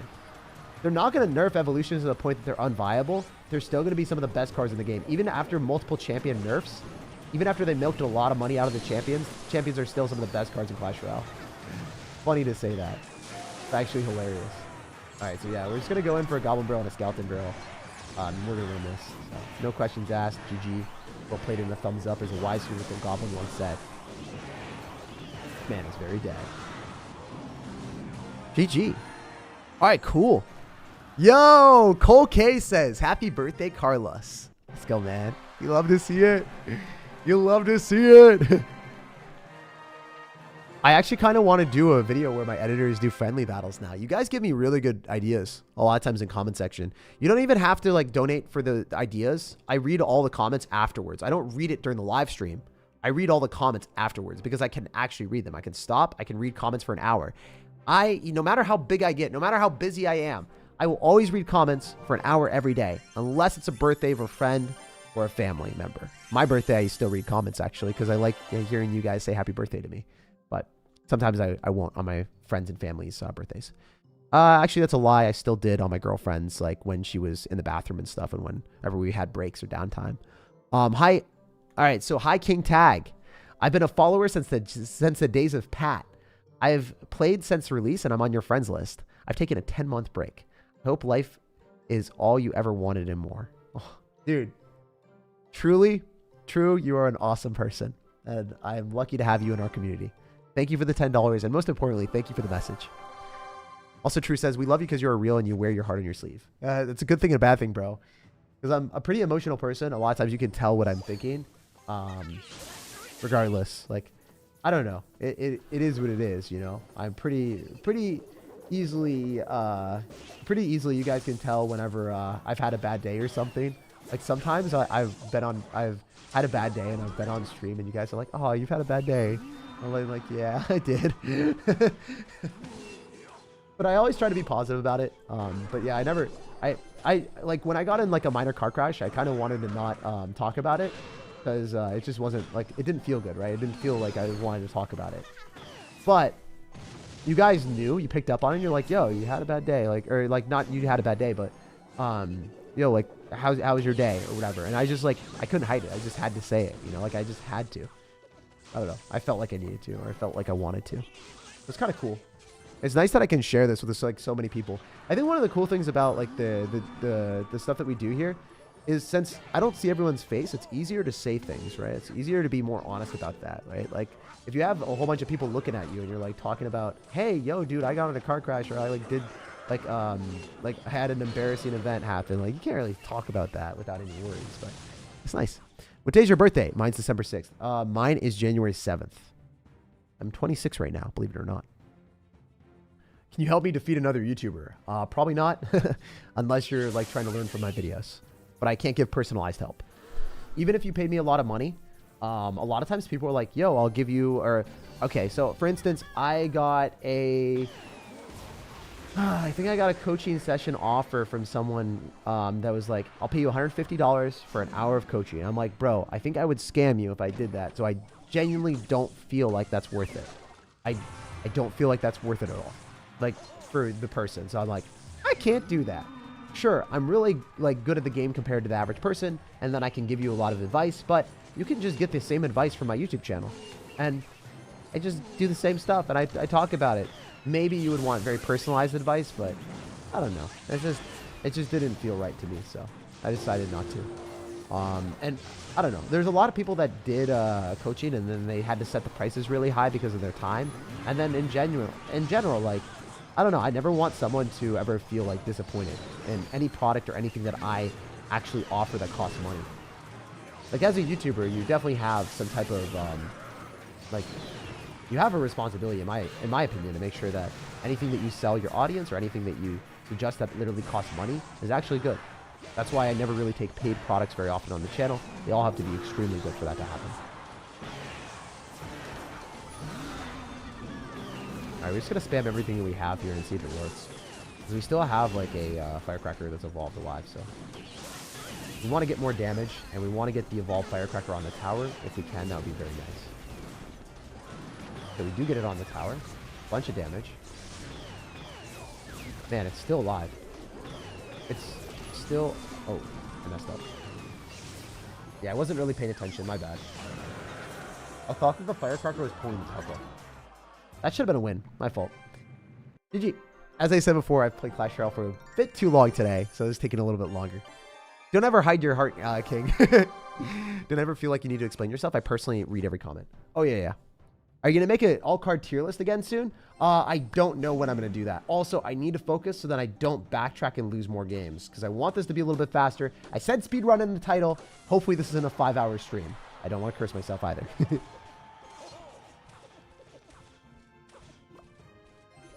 Don't mind if I do. Guys, how to push up ladder. Get AFK opponents. You guys obviously just aren't as lucky as me. Level up your luck. What are y'all doing? What are y'all doing not winning games as fast as me? Look at that. Huh. 50-second 3 crown. Get on my level. Get on my level.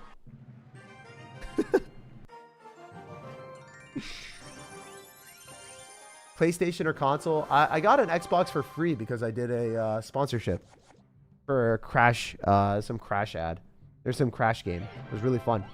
But I do not play console games that much. As I said before, I try to just play Clash Royale because it's my favorite game, and I don't have to do too much else other than that because I want to spend more time doing things that are meaningful for me instead of spending all my time on a screen. Okay, the goblins should be good. And look at the damage, baby. Heck yeah. Get at me, brother. All right, we're going to cycle so many firecrackers. That is the main card that we drop with our deck. So thinking objectively, what do we want to do? We want to cycle a ton of firecrackers. How are we going to win the game? Firecrackers are win condition. I'm not even joking. Ooh, terrible gameplay on my end. Still think I get a knight down fast enough. Then I can go for an electric spear to go and pull the... Wait, did the electric spear kill the skeletons? They do. Okay. So if it's level 13, it wouldn't have killed. I'm pretty sure. Alright, if he goes in for a zap and kills them, then I gotta go for a snowball. If I don't take 2 hits from the mini P.E.K.K.A. I knew it was gonna happen. I just knew he had level 14 zap. It's just a common thing. You know, common card, common thing. Do you enjoy streaming or making videos instead? It's a delicate balance. I get immense enjoyment from the mixture of it. I would not enjoy doing only solely one of them.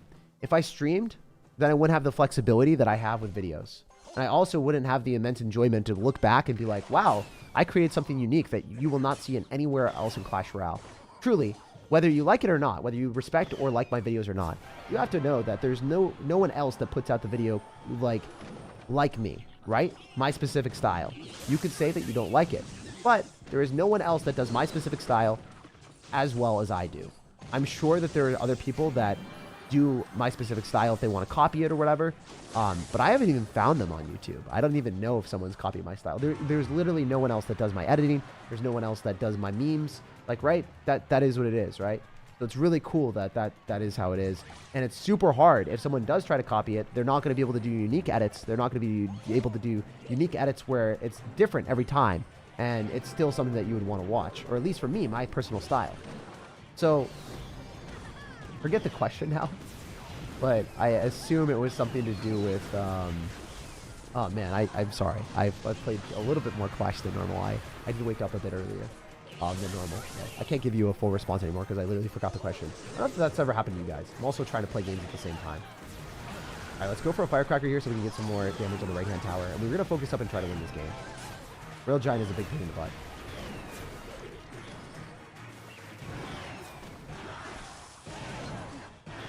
All right, so I'm sure that you guys noticed this, but I wasn't able to go in for Goblin because he had Bomber there. I wonder if this guy feels like a pro because he had to make a prediction on a Firecracker evolution. This guy might watch YouTube videos. Because he actually, like, predicted that. That was a bad zap, though.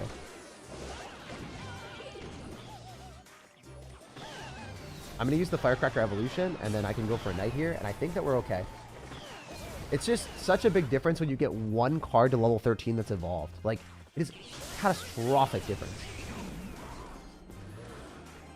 I think it was like, oh, it was the, do I enjoy YouTube videos or Twitch streams more? Remember that now. Yeah. It's like, I want to be able to look back at my videos, and I want to be able to be proud of them. If I just had streams, I'm going to be real with you guys. I love these streams, but I don't think they're super special. I think they show my personality, and it's cool, but I'm not like super proud of my personality or anything like that. I am very objectively proud of my edits because I think that, you know, a video that takes 20 plus hours to create is something that should be cherished, at least by me. And even if other people don't like it, it's all good. You know, that's one of the things that I also realized on YouTube is like, not everyone has to like the same thing. And it's healthy that way, actually. That not everyone likes the same stuff. Because if everyone liked the same stuff, then we would have no variation in the world. There'd be no new things to try. I hope that this ends up hitting the tower, though. Alright, cool. GG. Do you backlog videos or record every day? I record every day and backlog videos. No one copies you, not even from the Nick or Montes. Yeah, no one did. No one. It's hard to, though. You can't really have the same style as me. Takes a lot of time, and it's probably not worth it because you don't get a return on your investment without how much money I spend on my videos. You probably, like, so for me right now, I don't make that much money on my regular videos, but I can do it because I make a lot from sponsors and creator code. So I take all the money that I make from creator code and sponsors, and then it fuels my videos. And because of that, I can spend a lot of money on videos. I would not be able to spend near as much as I do right now if I did not have a creator code and I didn't have an established audience. I didn't have what I have right now. So you guys allow this to happen. Otherwise, my videos, they would still be fun, but they wouldn't be something I'm as proud of. So thank you guys for everyone that, you know, does support me just watching every day. Like, the fact that you guys are here and just being understanding when I do take sponsors, when I have those 60-second ads, that's why I'm able to fuel everything. So let me do the math right now. How many videos does it take for one sponsor? I actually want to give you guys a real estimate. I don't know. I want to do it really quick. I'll do it while I play this game. So 6.5 videos. 6.5 videos is worth 30 seconds or 60 seconds of video space. Isn't that crazy? That's the entire reason that YouTubers will take sponsors. Otherwise, I wouldn't. But it was 6.5 videos is what I make from one sponsor. You guys see how I wouldn't be able to do my videos without that? It's crazy. It's actually insane. So that's why, that's how I'm able to afford my production costs and stuff. Is Lava Loon a good deck? Yeah, Lava Loon's a great deck. One of the best decks in the game.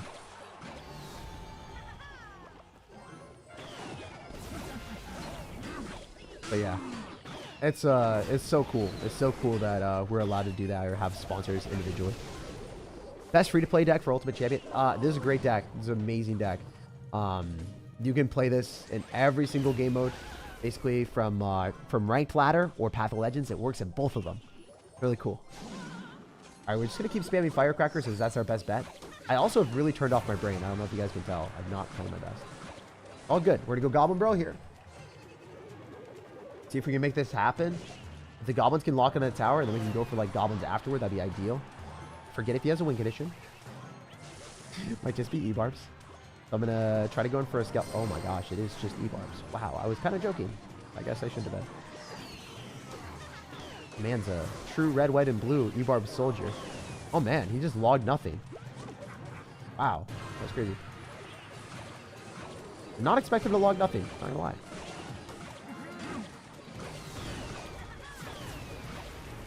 All right, can this firecracker hit the tower and splash on or no? It is nice. This is actually very bad. I not like this. Still gonna snowball.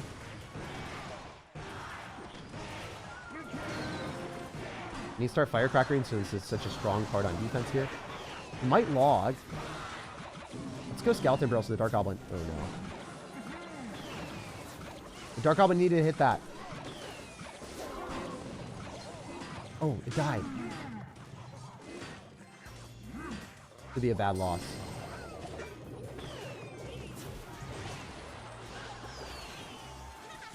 That dark goblin literally locking onto my tower might have lost me the game, guys. Yep, I lost. If I just played better, man, I would have beat you. That's an unfortunate L. All right. On to the next one. We're halfway there. What's your opinion on Giant Skeleton? Giant Skeleton is one of the most underrated cards in the game. It is a very, very, very, very good card.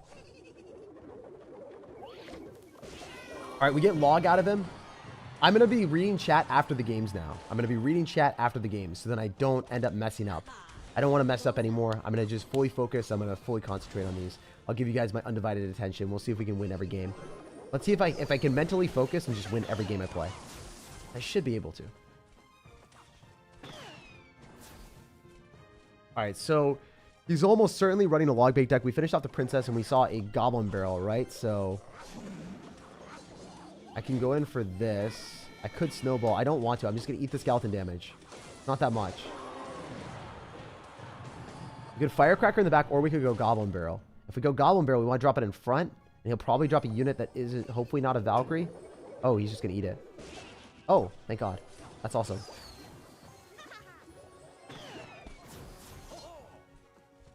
All right, we're in a knight, and we still get the firecracker hit on the tower, which is huge.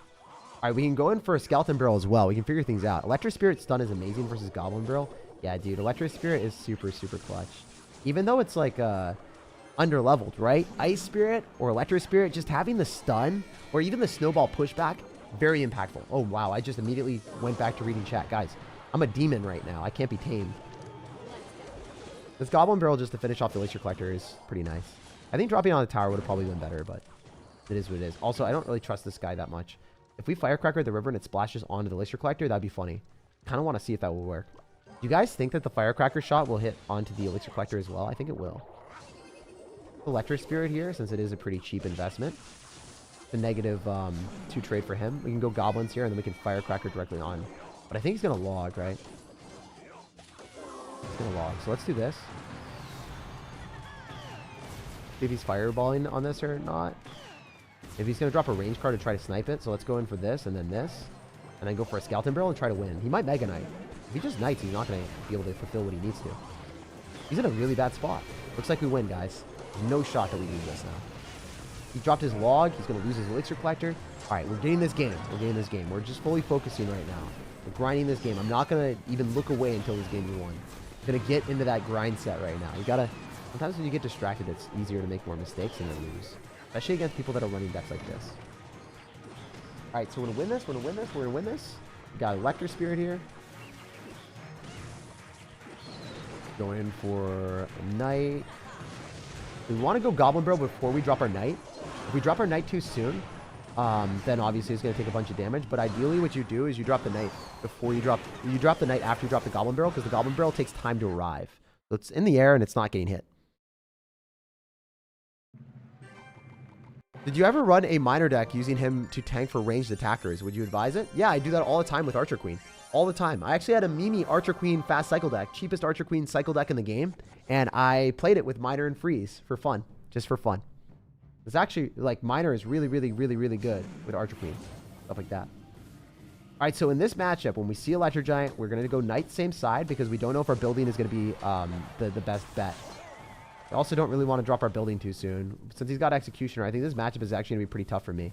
I do want to go opposite side since we see Electro Giant, right? Since we see Electro Giant with Executioner, it's going to be hard for me to go same side as him.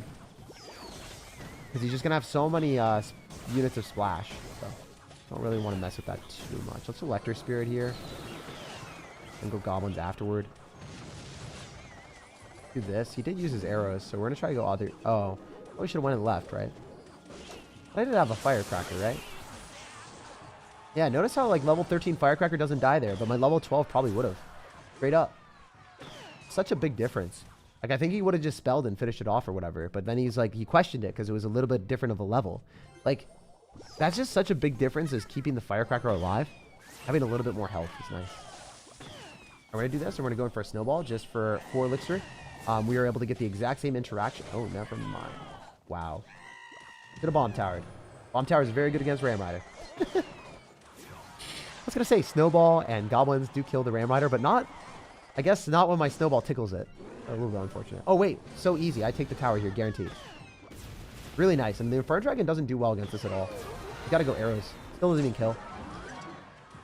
He's got over-leveled stuff. The level 14 Inferno Dragon, level 14 arrows, and he still lost to the Firecracker. Isn't that awesome? I guess bad if you're from the other side, right? We turned on our brain. You're playing evolutions. We're winning every game. We are speedrunning the game now. I think the title is accurate. Title is accurate. We made the guy rage quit. Oh, never mind. Title is inaccurate. The guy still wants to play. No! Bro, come on, man. Just be like our homie that left the game before the game even loaded in, all right? Yeah, easy win. We're gonna do this.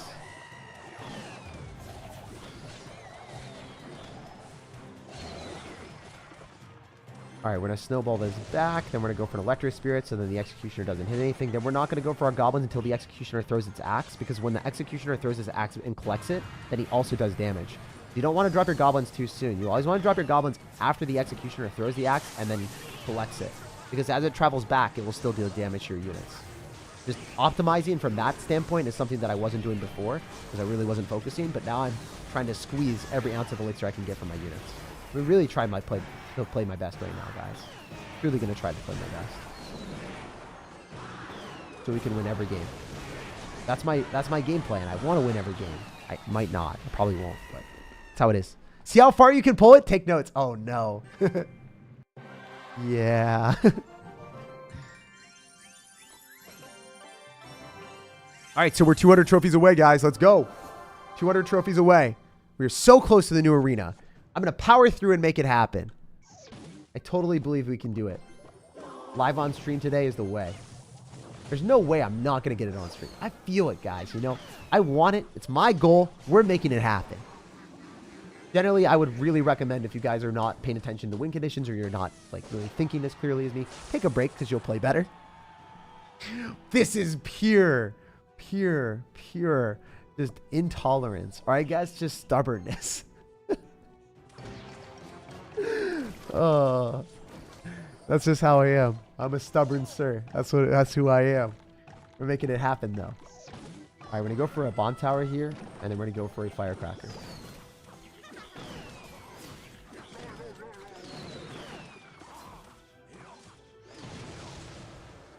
All right, let's go for a skeleton barrel as well, and then go in for a goblin barrel on the other side. So we have dual lane pressure, so then he has to focus on whichever side he wants to defend. Looks like the musketeer is going to allow us to actually get damage on the left-hand tower with the firecracker, so that's quite big. We'll go for a snowball. Also could go for knight and goblins, and I think that might be slightly better. We are able to keep everything a bit higher health and force out more elixir from our homie. Right? I like that a little bit more. Not going to firecracker at the river, but like... He's got Skeleton King and Hog Rider. He randomly went Hog Rider and got lucky at the start when I did not have Bomb Tower in sight. It's not good for us, but we know he's going to have Skeleton King and Hog Rider in his hand right now. But he should drop those any second. I'm not a fan of dropping our Firecracker in the back and Cycloid on our lower HP tower, so I prefer to just drop it at the river and get the guaranteed damage. I'm going to Skeleton Barrel here. I'm going to Firecracker on top of the Skeleton King. And then I'm going to expect him to drop a range card, so we want to get a Knight here so we can body block so his Musketeer can't hit the Skeleton. Sorry, can't hit the Firecracker. We're just going to keep keeping this alive so then we continuously get value.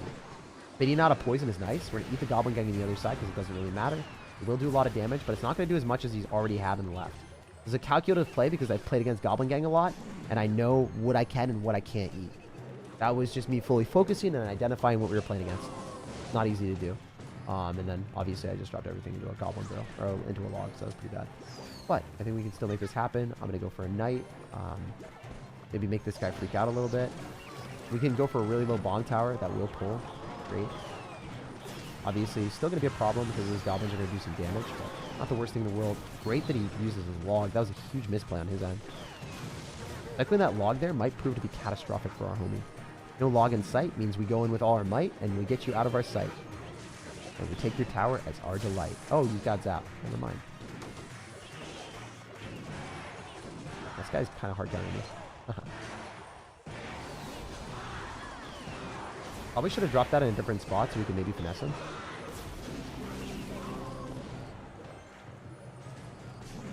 I'm just going to keep spamming stuff in the air so then he can't just go for a Mega Knight here.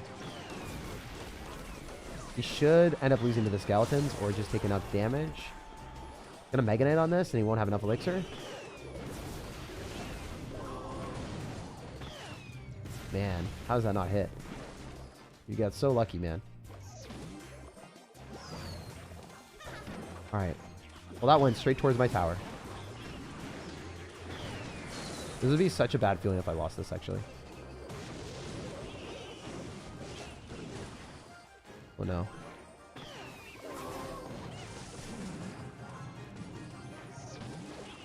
I think I lost. Oh, thank God. Yeah, the Hog Rider literally shimmied away from my bomb tower and went towards my tower. It's one of the worst feelings when that happens. It did so much damage. The guy literally had 3 small spells in his deck. Oh, that's crazy.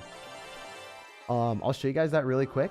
I want to rewatch that interaction. You guys let me know in the comment section, how often does this happen to you? How often does Mr. Hog Rider man decide to not do that?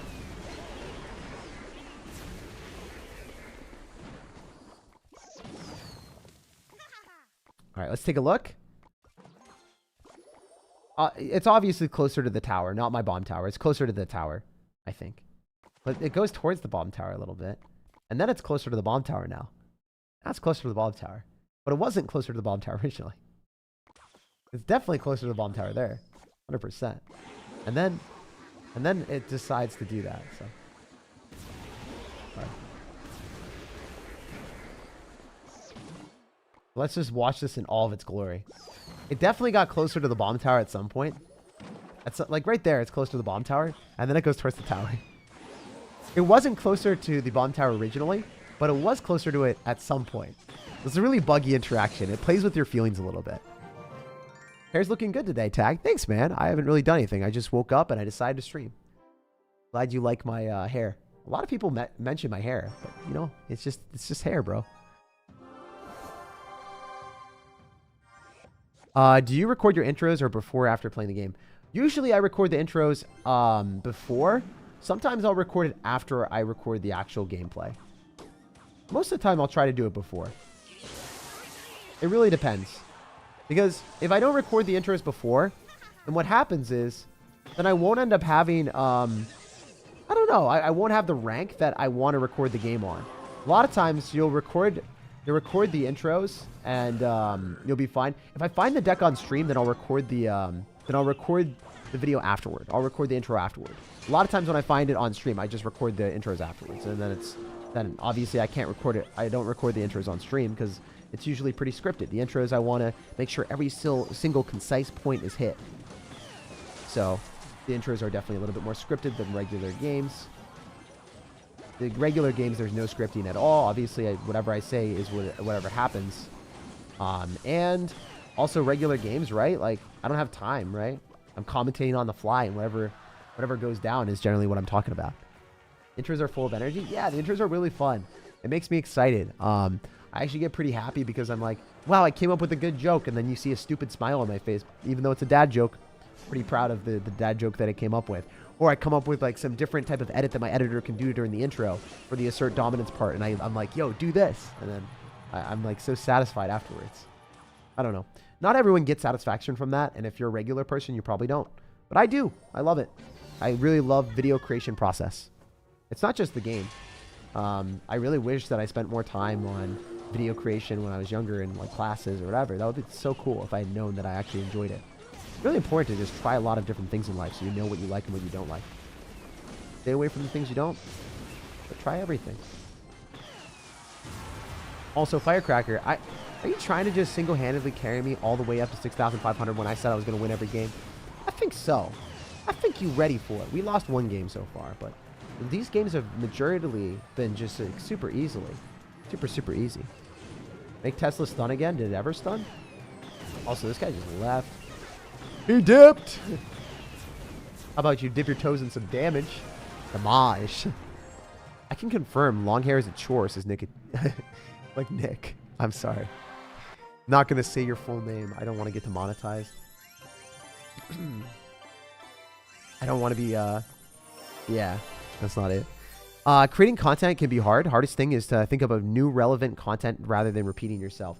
Well, the thing that I do, guys, is I'm sure you notice I create the best decks in the meta, which is very easy to do. But at the same time, I have to learn it, and I craft it and I package it in a way that it's unique. The editing, the commentary, and then also the tips. All three of those things, I think, really set me apart or make my channel different, right? Would make my channel the way that I like it. So when we change up the edits, and there's never the same creative edits, and it's something enjoyable to watch, right? There's different tips and different decks, and you're still watching something different. But if you have the same type of memes or whatever, and editors get repetitive, then we like completely toss out the video and redo it. And that's how it is, you know. Like if I mess up and I only play against like the same deck every single time, so I guess it's not really a mess up on my end, but the recording's messed up, right? Like let's say I play against 5 Lobhound players in a row. Unless we make a meme video about it, then I probably won't include 5 Lobhounds in a row. Like I'll cut out, you know, after the first game that we play, and then maybe I'll put in like a Royal Giant one or something else after. Not gonna lie, you look exhausted. I just haven't eaten yet, so that's part of the reason I haven't eaten yet. I just wanted to play Clash Royale, grind this, and I wanted to get, I don't know, I wanted to get to 6,500 trophies. Also, if you say I look exhausted regularly, I just have genetic under eye circles, and that will never change. Regardless of how much sleep I get, whether it's 7 or 8 hours or even 10 hours, I'll still have the genetic under eye circles. Trust me, man, it's all good. I'm still happy, healthy, and loving life. I do appreciate people caring about me and asking about me, and I don't know, I really do appreciate that. So if you guys are worried about, like, or not worried, but like checking in on me, I think that the sometimes like there's different ways of phrasing it, right? Sometimes people are like, you look hideous, you look awful, I hate the way you look, SirTag, you look ugly or whatever. And then it's like, okay, well, like obviously those people are dicks, right? You don't really respond to that. But if someone's like, yo, Jake, love you, hopefully you're doing well, hopefully you're happy and healthy, that's generally the way that you probably want to talk about it. Or I guess what you said is fine too. It's just I don't know, it's generally not preferred to do it in a bad way, you know. There's always different ways of phrasing things. All right, we're gonna go in for a firecracker here. It's gonna be able to hit the magic archer, and that probably takes the entire tower. So nice. So at fully max level, the firecracker at level 14 does around 800 damage. At level 15, I'm not sure because it's not in competitive gameplay yet. But when level 15 is added, I bet you it does like around 900, 800. Sorry, 900 or 1,000 probably. Because it already does 800. Oh man, that's crazy. I love the fact that I was able to drop goblins and then bait out an arrows from 2 goblins. Half of 2 elixir. 1 elixir just baited out a 3 elixir investment from our dude. He is so trying to get this P.E.K.K.A through. You know the sad thing there? P.E.K.K.A is really, really paperish. It gets shredded by bait cards. It cannot break through bait. But one of the mechanics of Clash Royale is if you can't break through with your card, you don't change the concept of your deck. A lot of times you just level it up more so then it starts to break through and you brute force your way through. Instead of learning strategy, sometimes people just do that. I think that's what happened here. He's got level 14 cards going to level 10 skeleton barrels and 10 snowballs. And yeah, I guess I have a level 13 firecracker, which is really overpowered, but that's it really. And he's losing. He's trying to break through with his terrible strategy of trying to force a P.E.K.K.A through, right? It's not good. P.E.K.K.A is not a win condition. It doesn't break through bait cards unless you have much higher card levels than your opponent and you try to break through bait cards. P.E.K.K.A is a defensive card that can get counter push and do a lot of damage if it locks on the tower, if your opponent makes a slip up, or if you punish them at the right point. Never supposed to be a win condition. And I think a lot of people at mid ladder, they don't really know how to play the game, and they really mess up from that standpoint. They actively play the game how it should not be played. And they treat cards to fulfill certain win conditions or certain placements that they shouldn't be in. Because they've gotten used to it. Does that make sense? You guys feel me on that? Oh my gosh. IQ Brian. What is your IQ right now, brother? It must be over 9,000. I don't understand. You missed a zap and then a fireball. Brian, what are you doing, man? I would not trust you driving me, man. That's all I'm going to say. Would not trust Brian driving me. Bad luck, Brian, bro. Bad luck, Brian. We're going to go for an electric spirit because I think the wizard doesn't do much damage, so I can eat it. Rather save my snowball for offense if I want to. Misses the Tesla, of course. We didn't really expect anything else. He missed most of the spells. You think he's going to miss the firecracker with a fireball? I bet you he does. I feel like Brian's about that life. Okay. Well, he's definitely not going to hit that, right? He's just going to go right into goblins. Oh, what? Oh, you dug my goblin's grave miner in one hit. It one-shot all my goblins. Bro, that's messed up, man. Bro, that's messed up, man. That just didn't feel right. Those goblins, they were supposed to have a good day. They were supposed to have a good night. And you tucked them in. And you tucked them deep into the ground. You buried them never to be seen again. You sadistic sir. That was horrible. Never have I ever seen that before. Well, my goblins are level 13 and they get one shot by a level 14 miner. That's crazy. I don't even want to see what level 15 is like. I don't even want to. We're gonna, though.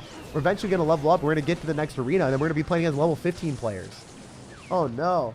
Guys, how am I going to beat level 15 with level 10 cards? Bomb Tower is going to clutch up and go for a knight on the wizard. We're going to make this happen. Notice how both towers, this left tower and the right one, are both shooting the balloon. Level 10, baby! Level 10 bomb tower doesn't even shoot up. And you don't know what's up, bro. You don't even know what's good. You're getting wrecked, my man. Oh, we can go for skeletons plus snowball to slow down the wizard. Wizard's such a bad card. You love to see it. Or if you're him, you hate it. We're going to ignore the miner, go for a knight so we can say knights out to the wizard. And then we can go for another skeleton barrel. We know he's going to have balloon as his win condition. We have to make this work. We have to make it happen. Come on now. Bomb tower early on, just set it up for success. He's got evolved skeleton, so he did have an evolution.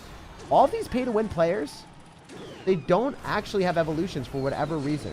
From whatever I don't understand why they don't run evolutions.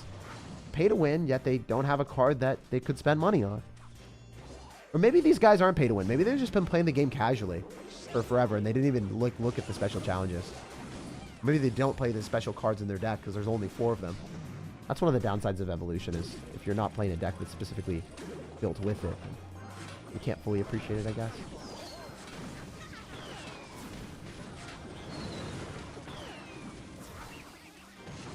Alright, that bomb tower placement was awful. Sorry, guys. Not good, not good, not good. Not good, not good, not good, not good. I'm messing up. I should have dropped that lower.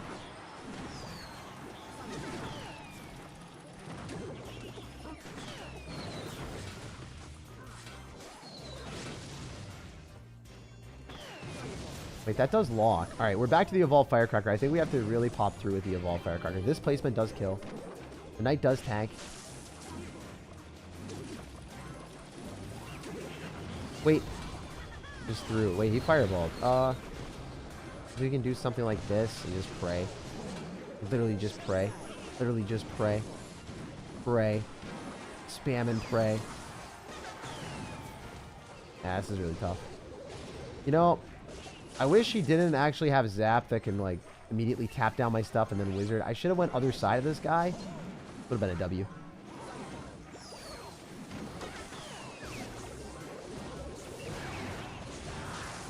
Unless... There's no way, right?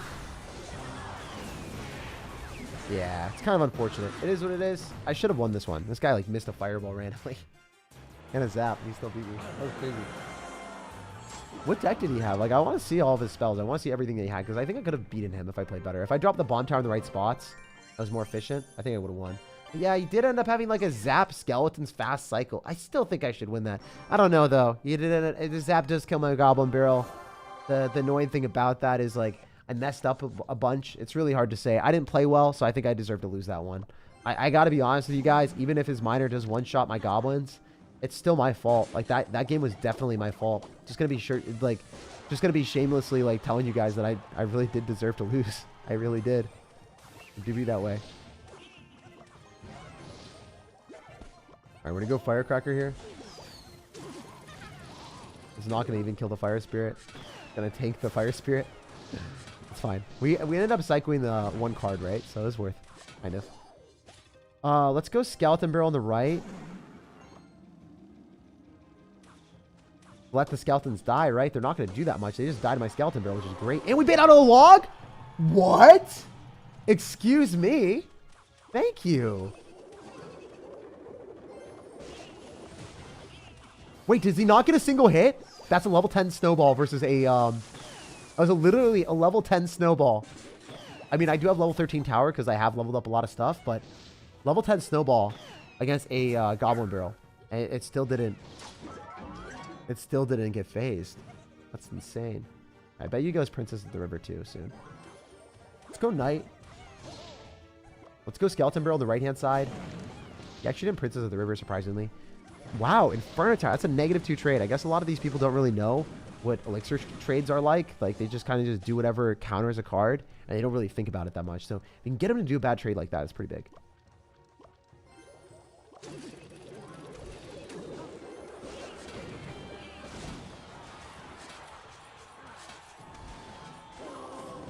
Alright, we're going to firecracker here, and then keep it alive. Going for a knight, going for another skeleton barrel.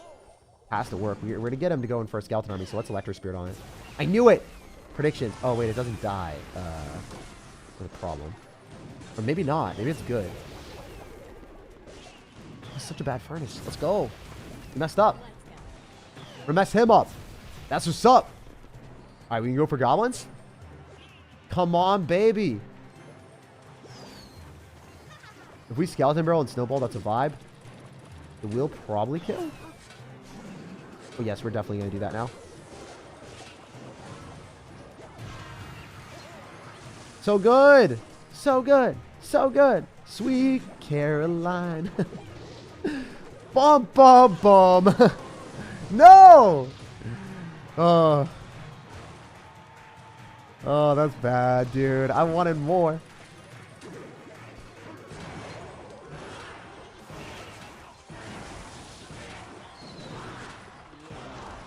Does he actually get away with that? Can he actually just cycle all that stuff into us?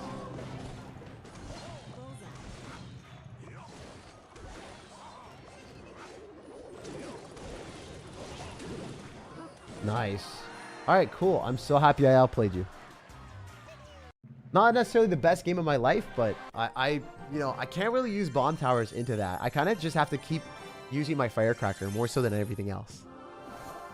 Look at Tag being so inspirational. You guys like my songs? You like my singing? Let's go.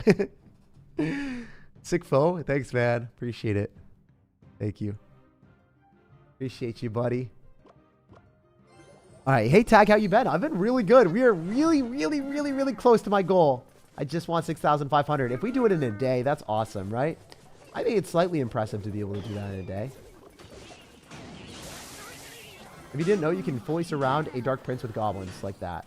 Very big to do that. Very nice trade. I'm going to go Skeleton Barrel on the other side. He's got level 14 towers, so I can't really break through that. You're right. I kind of have to just hope that I get more chip damage than him. Seems like every card that he has is annoying. Again, wait for the Executioner's shot to travel back. Then you go for your goblins afterward to maximize your utility. So went for a knight. I think I probably have to anyway. He's going to get a hit. That's a lot of damage. Wow. Oh my gosh. How'd you get as much as me? That's not fair. The inherent king tower activation. Oh. That's just terrible gameplay, bro. Take those. Thank goodness. You can use Skeleton Barrel on defense if you guys didn't know against air cards. It's really, really, really clutch. Just distracts Inferno Dragon right here and saves my butt. Very big difference.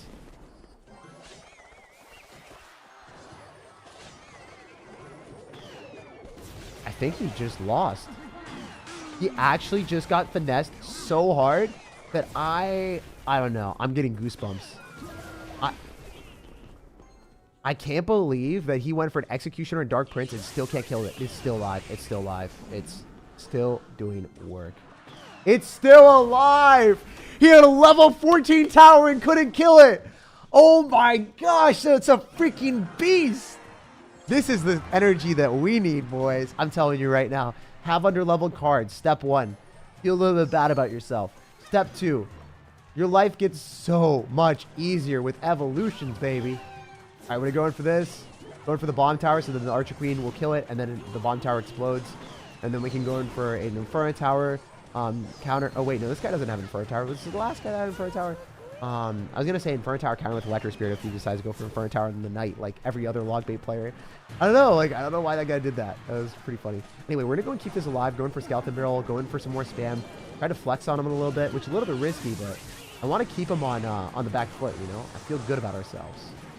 I feel really confident right now, which is always a recipe for disaster. I don't know about you guys, but whenever I feel really confident, sometimes I do dumb stuff and then I lose. Let me know in the comment section if you guys have ever done anything super stupid, thought that you won the game and then thrown it like a half a mile away, and then your opponent picks it up and you're like, thanks, buddy. You're like, dude, I didn't mean to do that. I didn't mean to give you a free win. That gold is ridiculous. Oh yeah, that's why I hate Firecracker. Yeah, Firecracker is so good. Ah yes, had to go through 2 unskippable ads to watch this. I'm so sorry about that, man. I wish you didn't get ads. Obviously, I wish that, you know, I could get money to be able to support my life without throwing ads on videos, but I do throw some ads on my videos. I think I put 2 ads on my videos out of, like, you know, if I talk to other YouTubers, they're like, every 3 minutes put up an ad. When I do live streams, I just let it go automatically, so I don't know what it does, but because I can't really, you know, moderate when I'm going to put the timestamps as I go on live streams. I just don't do that. It just wouldn't make sense for me to do that. But at the same time, yeah, I know that there's a lot of YouTubers that do it every 3 minutes, and then, you know, I don't really want to do that. My mission is not to milk as much money as possible. I kind of want you guys to watch my videos, and if I make less money on videos, it's okay, because I can make it back from sponsors, and then the sponsors are allowing me to create the videos, and that's my model on it. It's like 60 seconds. The sponsorship sponsors, I try to put those as much as I can. I try to get as many of those as I can, and then just save up the money for my videos. Instead of putting ads on my videos directly, I try to do that because it's more bang for my buck, right? If you guys see more ads that you can literally skip over when I have sponsors, you see it and then you skip over it. You're like, you know, I don't want to see this. If you don't like the sponsorship that I have, you can always skip it, and that's another cool thing about it. Sometimes people complain, and I'm like, but if you get unskippable ads from YouTube, you guys can't skip those over. Like, that's something to complain about, and I feel that. But sometimes people complain about, like, the 60-second sponsors, and then it's like, but I'm saving you. What time is it for you? It's 2 p.m. right now. Barb Hut is so badass. Barb Hut is, like, it's not that good, but it's good with Graveyard, and it's good with Elixir Golem sometimes. It's not good in this meta, though. It just gets destroyed by Firecracker Earthquake, which unfortunately we don't have, but we do have Firecracker, so that's good. Always go opposite lane of the opponent. Bomb Tower is goaded into any spawners. Watch. It's going to, I think it one-shots the Spear Goblins. Level 14 Spear Goblins get one-shot by a level 10 card. How does that make you feel, sir? Probably not very good, as you deserve to be. He's not able to do anything to this Bomb Tower. Literally sitting there in shambles as he realizes how good the Bomb Tower is for us.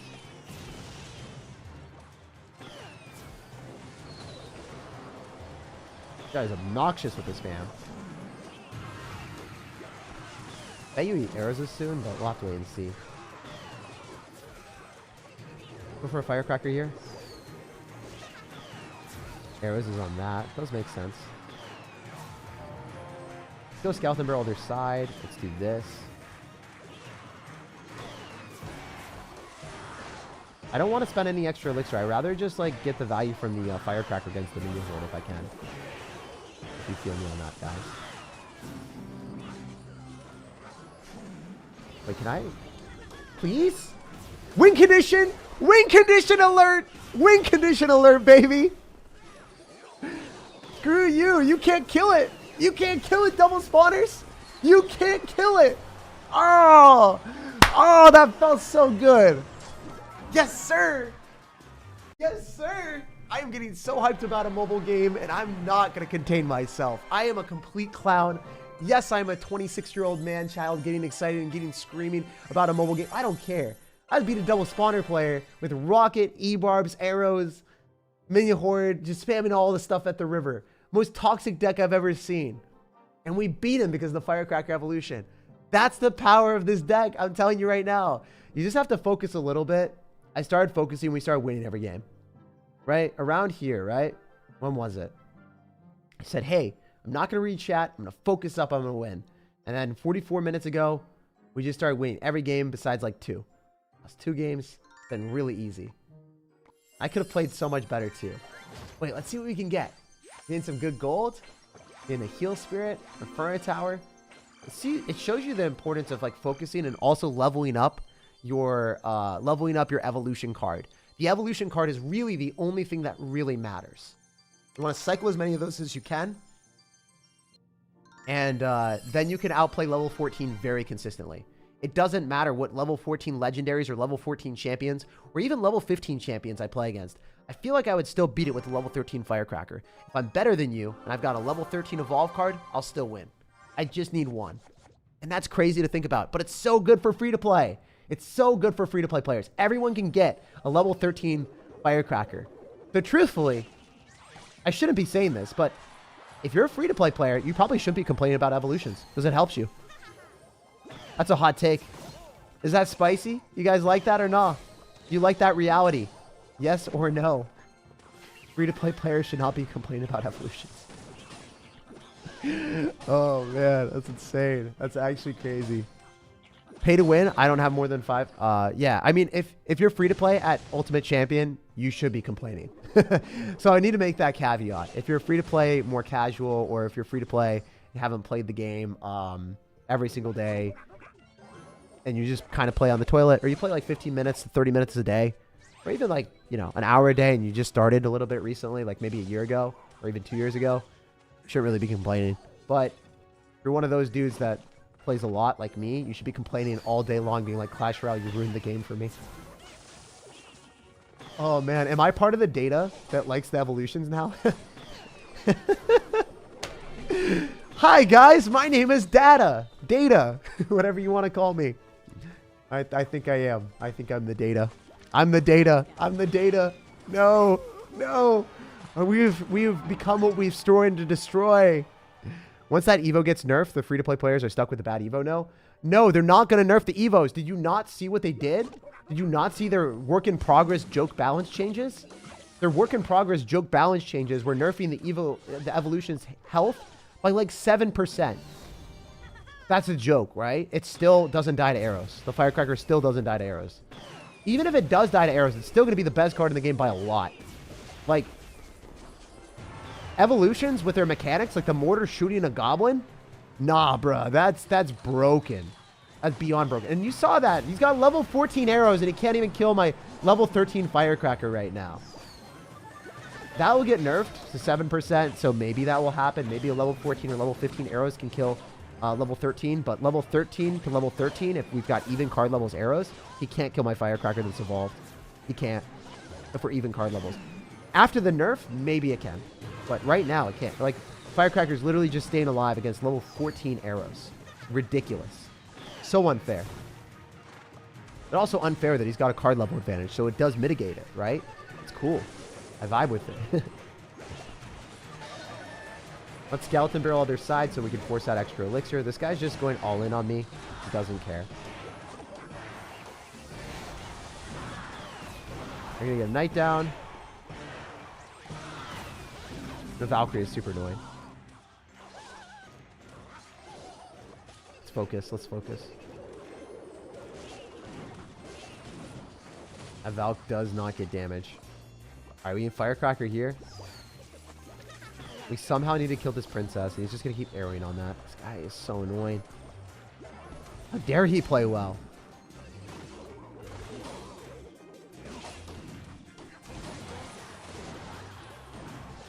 Princess does not die.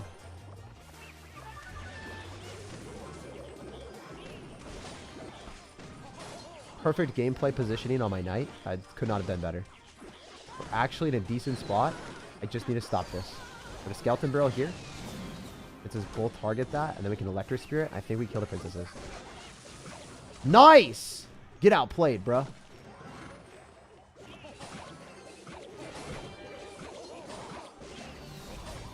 I have to use a firecracker. It's the only thing I can do to kill that. Crazy to think about. Oh, the firecracker kills! No, it doesn't. Okay. Yeah.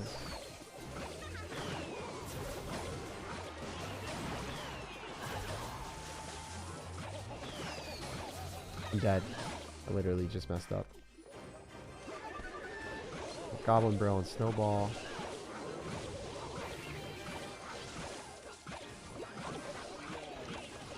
Still alive though, somehow.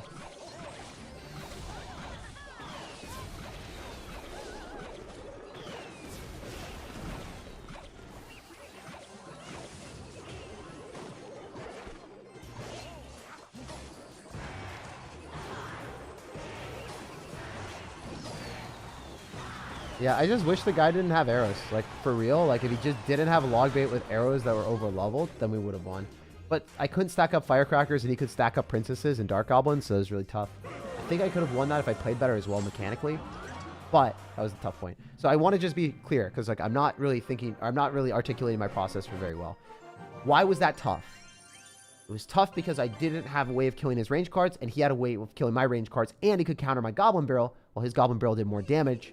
I couldn't counter his goblin barrel if he had something tanking for it. So if he had a prince or he had a Valkyrie, his counter pushing, because my goblin barrel doesn't do that much damage on the tower, he can kind of ignore it a little bit more. I can't really ignore a level 14 goblin barrel. If it gets any damage on my tower, I'm really screwed. Also, the princess locking on my tower at the river is always a threat. And also on top of that, like the prince and Valkyrie, specifically the Valkyrie, I can't kill it very effectively. So that matchup was really unfortunate. But the reason why I lost was a skill issue, because I could have actually won that, which is cool to be like, here are some things that made it difficult, but I actually lost in reality based off of skill because it was such a close game. I could have played better than him just a little bit more, and I would have won. It wasn't... There's only like one game today, and I think it was that the balloon game that I showed earlier. Or no. The lumberjack player. That lumberjack player, that was the only game today that I truly believe that it was just too stupid for me to be able to win. Like, there was no way. Like, that matchup was just way too tough. That was the only game today that I feel like I solely lost based off the matchup. Everything else, I feel like I had ways of winning. And this does not feel good. Right, we're gonna have to eat the firecracker damage. Man, that just feels awful. Damn, so random witch at the river gets a lot of damage. Alright, let's see if we can do anything. I don't know what if I could have done there, because my electro spirit doesn't kill the skeletons from the witch, so that's definitely a problem. Alright, let's go goblin barrel here. Let's just eat the guards because they're gonna die. Oh man, people need to stop running goblin barrel right now, bro. Like, for real, for real. This needs to stop being a win condition, because not good for us to play into. It's a hard card for me to play into because I don't have log to immediately kill it. So I have to drop units a lot of times. If they've got a tank for the goblin barrel, then you can't just kill it with the snowball, because the goblins will come back at the tower. And your tower is going to be targeting something else. We're going to try to pull back the Valkyrie so the goblins stay alive a little bit longer. Nice. Massively messes that one up. I should have dropped the skeleton barrel instead of what I just dropped. Don't tell me that takes my tower. That just didn't feel good. That felt really crappy. Maybe we can still beat this guy. I think if I just had a bit of a better start, this would be a surefire W.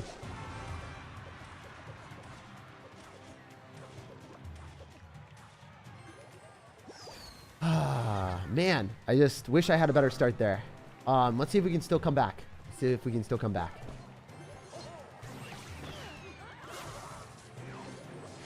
Poison's coming down. We're in a skeleton barrel on the other side. Almost certainly he ignores it. He zaps, he kills, right? Yeah. Kind of be expected. So we're forcing out a firecracker on the other side. We can go knife on the witch. Goblin's here. Now he's got E-barbs. Okay. Okay. Wait, guys. Probably enough. Yes, it takes tower. I can snowball it. I hope he plays poorly and like doesn't recognize that I could snowball.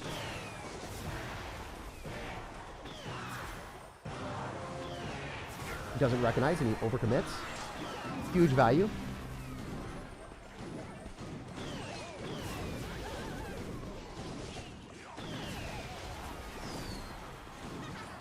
We're winning now. We're actually beating him. This is insane.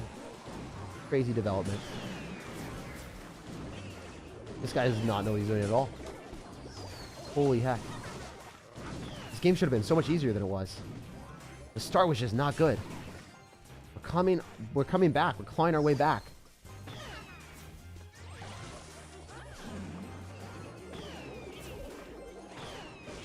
Alright, we're gonna do this.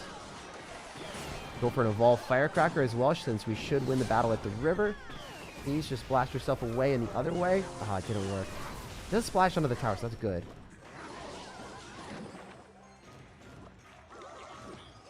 This guy does not know what he's doing. So good for us that he doesn't know what he's doing. Thank goodness.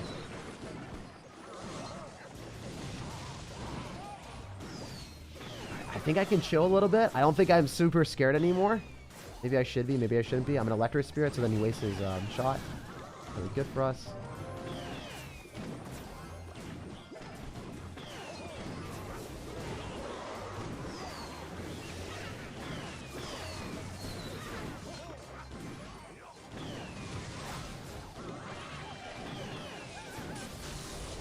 Man, that witch though.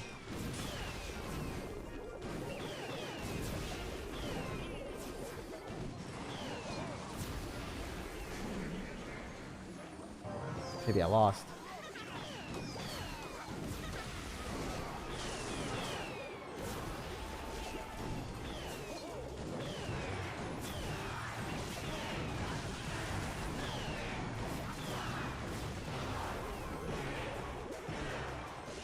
Let's go, dude!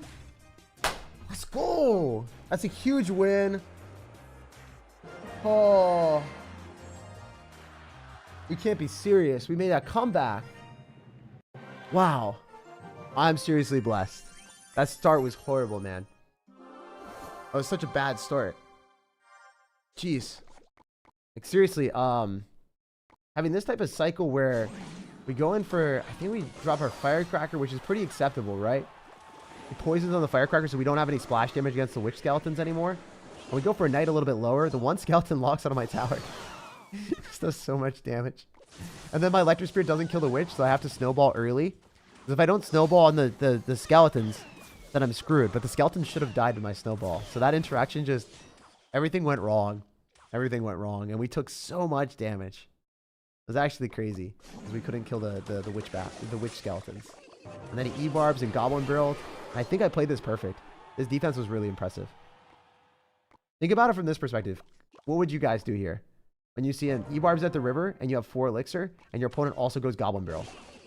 So you have 5 elixir. How do you defend this and not take damage? I got goblins, then I knighted. And I dropped an electric spirit as well.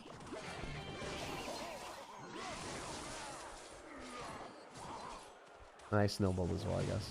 I dropped so much elixir. That was pretty tough because did he have units coming down the other side too? I guess he did have guards. The guards got pulled a little bit. That kind of sucked. But yeah, it was still a decent defense. I think in reality, what would have been better is going goblins on defense against the goblin barrel and electric spiriting as well. But I was so scared of him zapping. No, it would have been bad. Oh no, I remember why I did that. I knew he had zap in cycle. If I dropped the goblins to go and kite the E-barbs, I would have lost. This was actually the best defense I could have done. There's nothing better. Because he would have zapped the goblins. If I dropped the goblins on the goblin barrel, they just get zapped, right? Well, I guess he didn't have an elixir immediately, but they would have been zapped. And then the goblins, his goblins would still stay alive, and then I would have lost. You don't want my... I don't want the goblins to survive longer. I needed the knight to survive longer. Because if the knight doesn't survive longer, then I lose. Because right now, my goblins would be counter-pushing into the E-barbs. But he would zap them.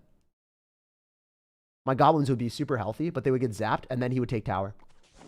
That's why I cycled the knight. I needed to preserve HP of the knight. It's so hard to remind myself of why I did things, but that was it. I was trying to remember why I did that, but yeah, he had zap. He had it in cycle.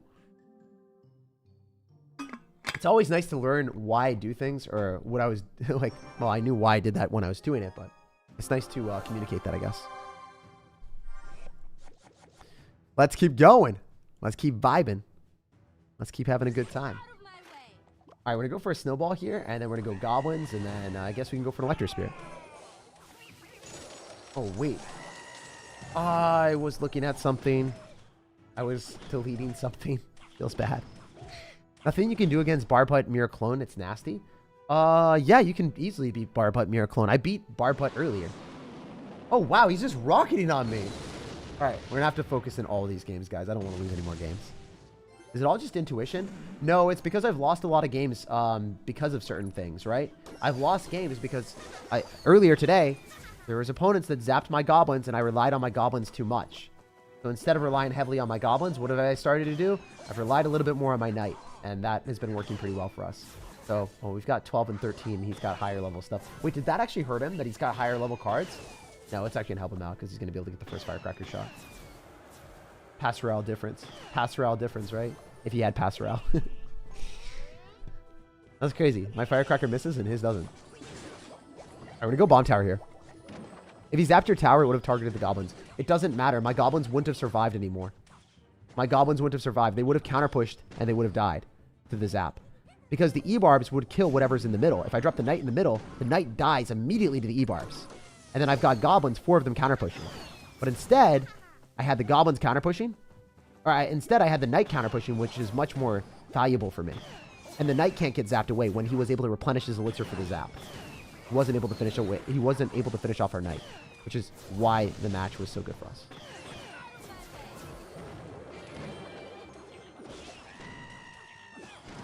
The Ram Rider dies here. For level 14, it dies to a level 10 card. Imagine. +1 elixir trade, level 10 versus level 14. The only time you'll ever see that. The only time. Such a good card. Bomb Tower is actually goated. If you don't believe me, just rewatch that interaction against the Ram Rider. We're just going to keep spamming here because we want to keep using our evolution and we want to get more value. Because we're better than him, we should be able to get more value out of our evolution than he does. Just something to keep in mind. If your opponent's overleveled and they got higher level cards, you're definitely going to be better than them at the game. So you can expect to get more value from your cards.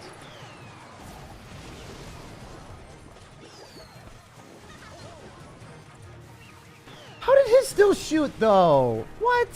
I snowballed it, and mine didn't shoot, and his did. Huh. Huh. Huh. I want to rewatch that. I actually want to rewatch that, because that did not make sense. That literally did not... I snowballed his. My firecracker still didn't shoot before his. I'm just going to see if that played the way it did. Because if that did happen, then that's obviously a glitch and that needs to be fixed. That's ridiculous. If that is the way that I said it was. Let's take a look, all right?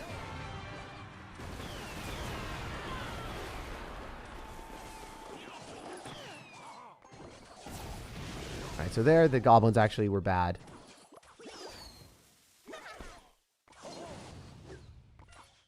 All right, so we both have a firecracker.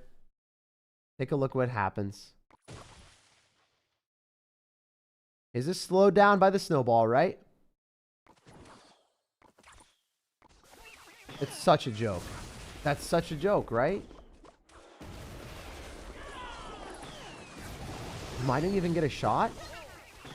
It didn't even get a shot, man. How does that even happen? Or did it? Am I crazy? Oh, no, we both got shots, right? Otherwise, how would his die? Did it die to an electro spirit? I'm really confused. It died to an electro spirit. Mine didn't get a shot. Oh my gosh. How? Bruh. That's really lame. That shouldn't happen. Because I slowed his down. Wow, I guess it's karma for saying if I'm better, I should get better interactions. But I guess sometimes things like that happen in Clash. It's not ideal, but part of the game. That was crazy, though. Retargeted onto the knight? Yeah, you guys are right. It did retarget onto the knight. That was, it was crazy that even happened, though. She went out of sight with the snowball. I guess so, but... I mean, his card is still slowed down, right? I feel like I should, if anything, be hitting the knight and then... I don't know. I guess what you guys are saying makes sense. Like, it got targeted, was targeting onto the firecracker, then it retargeted onto the knight, and then, I don't know, but wouldn't it still hit the knight first? I feel like it should, my firecracker should have targeted something first. I feel like even if it didn't target the knight, or even if it didn't target his firecracker, it should have targeted something. Anyway, I'm not going to be that captivated by it anymore. I think, like, talking about it a little bit, venting about it is good. Then, like, spending too much time on it, onto the next game, then it's bad. So, I try to just, like, take it just a little bit, and I bounce on the next one. If anything like that happens, it is definitely frustrating. It's like, well, I guess I'm not that frustrated by it right now. But most of the time when I'm, like, really trying to push end of season ladder, I would be frustrated by that. And it just, that would be put a sour taste in my mouth. Right now, this matters a lot to me, but I just want, I know I'm going to get it, right? Like, at end of season ladder, if I'm really trying to push to, like, top 200 or something, I don't know if I'm actually going to guarantee get it. You know? And then if I'm close and then I lose it because of something like that, that'd be so sad. All right, we're an Electro Spirit here. That should be able to stun his Hog Rider for quite a while. It's only going to get one hit. Good life of advice, to be honest. Yeah, no, you can't really ignore stuff like that and, like, to say, like, oh, that never happened. But you can be like, okay, well, whatever. And then you talk about it a little bit, and you vent a little bit, and you go next one. That was just unlucky. Only AI could have calculated that interaction could happen. Yeah. I don't know. I don't think I could have calculated that in my brain. I think you're right. I don't think anyone really would have understood, like, after snowballing, like, hey, a unit would attack first, right? Because that's common sense, right? Alright, we'll do this. He's got an evolved firecracker, but I think it walks up into my poison, so it should die. Okay, never mind. Firecrackers and I don't want to get along today. We're just going to body block it at the river. Make sure we don't take any extra damage unnecessarily. We want to keep cycling so that we don't get finessed by him going in for a Hog Rider. Try Snowball here, and I think it kills his firecracker. No, it doesn't. Please tell me his doesn't shoot. It does shoot, but it doesn't, like, shoot first and mine, like, miss again. I'm traumatized right now. I'm untrusting. Firecracker, you've been unfaithful for me in this relationship that we have. I think it's because the firecracker retargeting glitch. She went, yeah, I think it was something to do with retargeting. Something to do with retargeting. It makes sense. It just isn't something that I've really understood. All right, on to the next one. Let's keep going. Best deck for Royale Tournament. Best deck for Royale Tournament. I've already made a lot of videos on different decks that are really, really good. Find one of those that you like and keep playing it. Whether it's the Mortar Evolution, whether it's one of the decks that I've played on streams. You can find those and just play those, man. Play a deck that you like. A deck that you personally enjoy the playstyle of, and then it will be a really good deck for you. I recommend a best deck. A lot of times people are not going to enjoy that. Even though, like, this deck, I am saying it is the best deck for, like, underleveled ladder pushing. Oh, wow. Like, speaking of pushing, I'm really good at pushing that Ram Rider into my tower, aren't I? Pro plays. Pro plays. All right. Yeah, let's focus up. Let's focus up. We want to get this. We want to get these W's out here. So we can go in for, like, a firecracker. We can figure some other stuff out. And we can get the firecracker in the middle. We can go and pull his knight out of our sight. Nice. Firecracker's still alive. Dude, the legend of level 13. It is living long. We love it. It's such a big difference. It's such a big difference. That one extra level on your Wink Edition. Whether it's a Hog Rider or a Firecracker, you want your Wink Edition to be full force. Romelli is really good in tournaments. Yeah, but a lot of people don't know how to play it. So I'm not going to just, like, straight up recommend a really good deck that is difficult to play. I love playing that deck. It's one of the better ones. It's the Minor Magic Archer Wallbreakers deck, if anyone was wondering what he was recommending. I want to play the deck, but I don't have evolutions. If you don't have evolutions for this deck, you can run a Dark Goblin instead. And you should be able to get evolutions. The good thing about it, as I said before, everyone can get evolutions eventually. You just evolve your Firecracker when you're given the option to. That's what you pick, and then you're fine. That's it. It's as easy as that. It's not like you have to do anything besides just go and play in the special tournaments, and then you'll eventually get the Evolved Firecracker, which is better than a level 15 card, which is way, way more fun than having some progression that you know you're never going to hit. you know that you're definitely going to get the evolution. And they're going to increase the chances of you getting evolutions later on in life. They said that they're thinking like, hey, we could potentially increase the evolution rate or the chance that you get the evolution shards because they don't want people to never get evolutions, right? So at the very start, they gave a whole bunch for free. This month, they're not giving as much for free. And then I think they're going to reevaluate it or whatever when they start to add more. And as they, oh, wait, I have to focus. Yeah, as they do more and more for the game. This is actually looking quite bad for me. I chained onto the wrong thing. Oh no, I think I lost. That looks really bad. Yeah, I knew it was going to be a loss whenever I saw this stuff coming towards my tower. You don't want the units to go towards your tower. You want it to be like in the middle, so then both towers are shooting it down. And then also my Electro Spirit chained onto the support cards instead of the Ram Rider, so the Ram Rider charged on the bomb tower. Unfortunate stuff, but it is what it is. Is it possible to make Ultimate Champion as free-to-play tag? Yeah, very easy. Very easy to be free-to-play and still hit Ultimate Champion. What is the time frame though? You know, like you still have to have higher level cards, right? Ultimate Champion, you'll still have to have like level 13 cards most likely, at least level 13 or level 12. Level 13, level 12. You could probably do Ultimate Champion end of season with the cards that I have right now, if I level everything up to 12 instead of level 10. If you're really good and you're using like an evolution. So, like, obviously, you don't have... And it doesn't take forever to max out one deck. It really doesn't. Especially with their slash Royale that they did and all this other stuff. Like, you just have to play the game. That's the cool thing about it.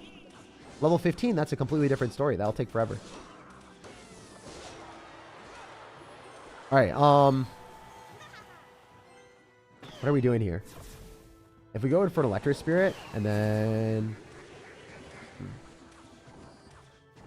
Trying to think of how I want to win. Sheesh. What's going on? I would go Skeleton Barrel as well on the other side. And then we're going to go for the Evolved Firecracker. I think we're going pretty well. I think things are doing decent for us. If we can go in for the Evolved Firecracker and finish off the Skeleton King, and then we can go and kill his Skeleton Army, and then we can go like Electro Spirit, Goblin Barrel, have the Electro Spirit just tank for the Firecracker. I don't even care if it dies. I don't even care if it dies. The Electro Spirit shouldn't do anything anyway. Alright, the Goblin's doing a lot of damage. He Fireballed for -1 trade. Then we wasted the Electro Spirit, so that's 4 elixir for 4 because of the Fireball. And then he just ate 3 elixir. So he's up 3 elixir from that interaction, but he took a ton of damage. You got this? Yeah, dude, we got this, no doubt. Yeah, made it. 1K watching. Thanks, man. Thank you for being here. Love you lots, brother. So Goblins and Knight. I think he's gonna... Okay. No, it one-shots. Oh, man. The Electro Spirit literally one-shots. Or gets one-shot by the Baby Dragon level 14. That's kind of ruthless. Definitely a bad interaction for us.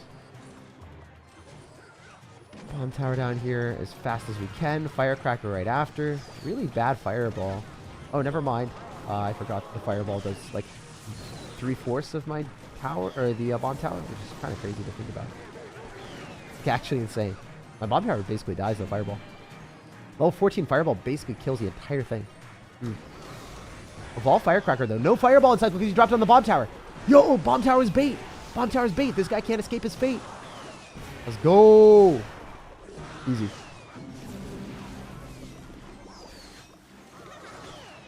Alright, that's a W, guys. That's a win. We take it. GG. Gonna go and flex the 20 win. How many battles does it take per deck for a video? It takes usually anywhere from 45 minutes to 3 hours. And it really depends on if I have to learn the deck or not. Sometimes I have to learn the deck, sometimes I don't. So it really, really, really, really depends. Man, this chat is awesome. You guys are so nice. Mods in chat. Why do you keep typing mods in chat? There's nothing bad here. I'm literally monitoring it. If people say like racist or bad things, we just ban them, man. There's really nothing bad. Everyone said super nice stuff, and the people that have been bad have been banned. So you don't have to worry about anything, man. You don't have to keep spamming the mods in chat, because then you're inviting people to try to test it, and then they get banned. And then they're like, wait, I was just doing a joke. But you know, if they say something really bad, they're going to get banned. You don't want to incentivize people to do that. Why don't you stream on Twitch and YouTube at the same time? I don't like Twitch. Twitch is more for just a small community and fun stuff. YouTube is more for the longer streams that I want to be very, very, very, very, very, very like useful. This stream should be useful for everyone. So I'm going to stream it here because the YouTube keeps all the VOD forever. Twitch doesn't. Twitch is just for fun, man. Twitch is just for fun and for messing around with a small community. I do a lot of things like that. Yeah. Spamming on YouTube and CR are both bad. Spamming and generally spamming anything in life is not something that I love, you know? If you spam the same message, it's pretty repetitive. Imagine being in a conversation and only having one word. Would you feel like a toddler then? You're like regressing. You're evolving but backwards. If you only know one word or one phrase. All right, let's keep going. Let's keep vibing. I think we can go in for like a firecracker here depending on what happens. Nah, not going in the monk. Oh, that's not good. That's not good. That's not good. Wait. Activate King Tower for me, sir. You listen. Thank you. That was actually so good for us. I'm so happy he listened to me. I'm seriously surprised that he listened, but also happy. Love SirTag. Any advice for Arena 12? I'm vibing, man. I'm having a good time. And I think Arena 12 is just playing the exact same deck that we're playing right now and just learning how to play it. I get the same question every single day, and it's always, hey, what's the best deck for what arena? I like just making one video and one series and showing you how to play that deck instead of just, you know, imagine doing something where you show a different deck each arena and then someone has to level up a new deck every arena. That's just super disingenuous and that's terrible. If you're a content creator that you want to be scummy, best way to get views, just create different decks every single arena and be like, best deck for new arena, best deck for new arena. And then people level up new stuff and then you're like, yeah, now they just wasted a lot of their resources leveling up a new deck that, you know, doesn't work in the next arena, or supposedly it's just like only works very specifically at like low ladder, that they're wasting resources leveling up. I'm not that guy. I'm not going to do that for you. If you want that somewhere else, then you can go somewhere else. But I want to be straight. I want to shoot straight with you there and not say something that's disingenuous. Even if it gets me more views, which it definitely would. If I did a new best deck every arena, it would get me a lot more views.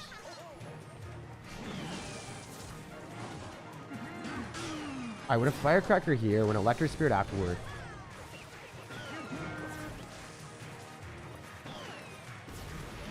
Let's pull that back. I don't think the bomb tower is going to be able to fully kill, so not great, but goblins pull back the Phoenix. Wait, this is actually dope.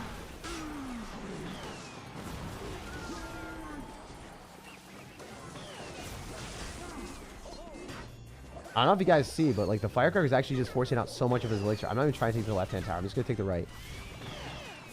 My man's not ready. He wasn't ready. Oh, wait, did the firecracker hit his tower? I think it did. Very cool.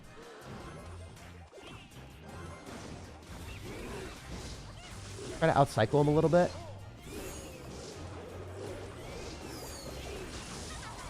We should be able to outcycle his zap if I calculated correctly.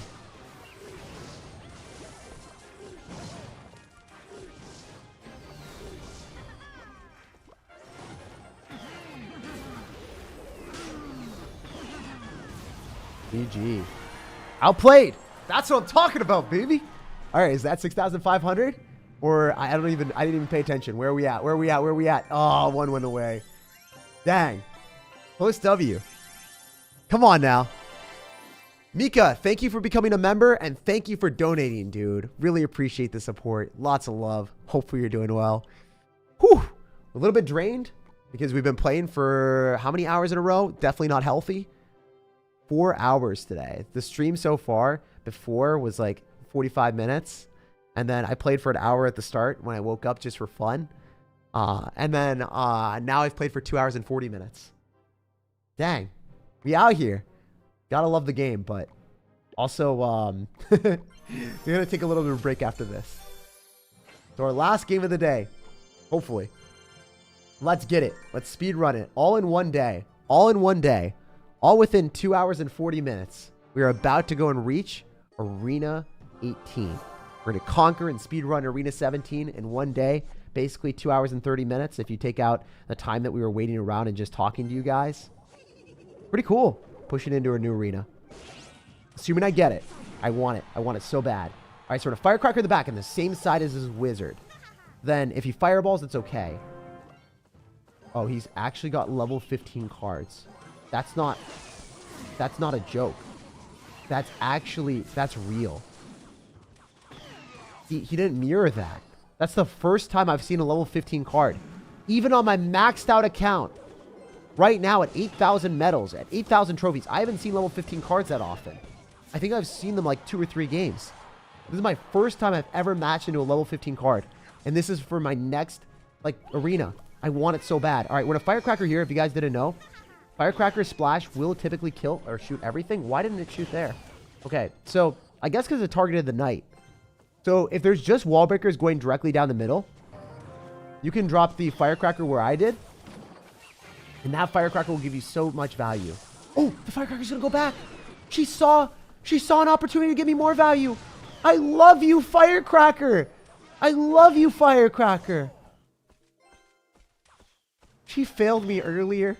And that redemption arc was unbelievable. This is a story of true love. That firecracker went from this side of the map all the way back to protect me. That's unbelievable. Okay, guys, we can't throw this game. We can't throw this game. A firecracker in the back so then we can get more value from her.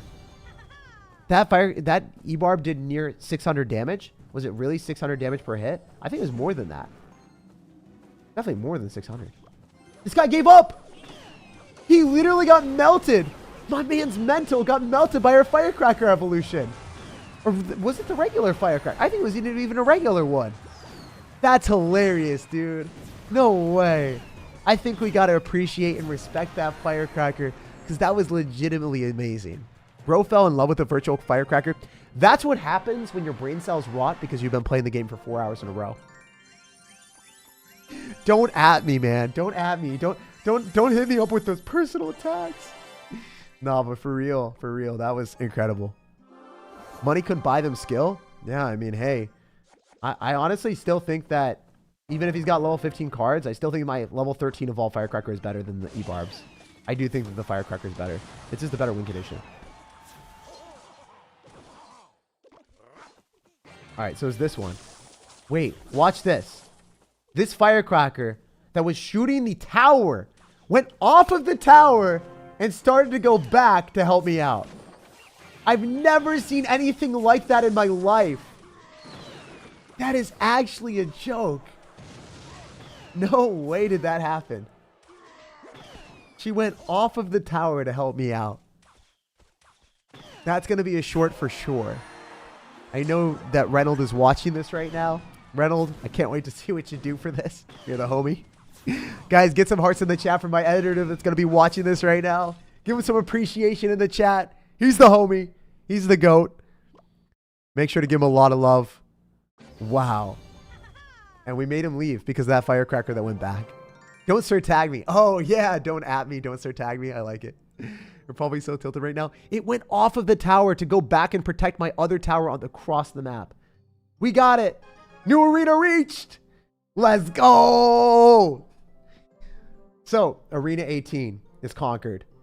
We've conquered Arena 17. We've sped around Arena 17 all in one day. All within 2 hours and 30 minutes, minus some wait time because I talk a lot.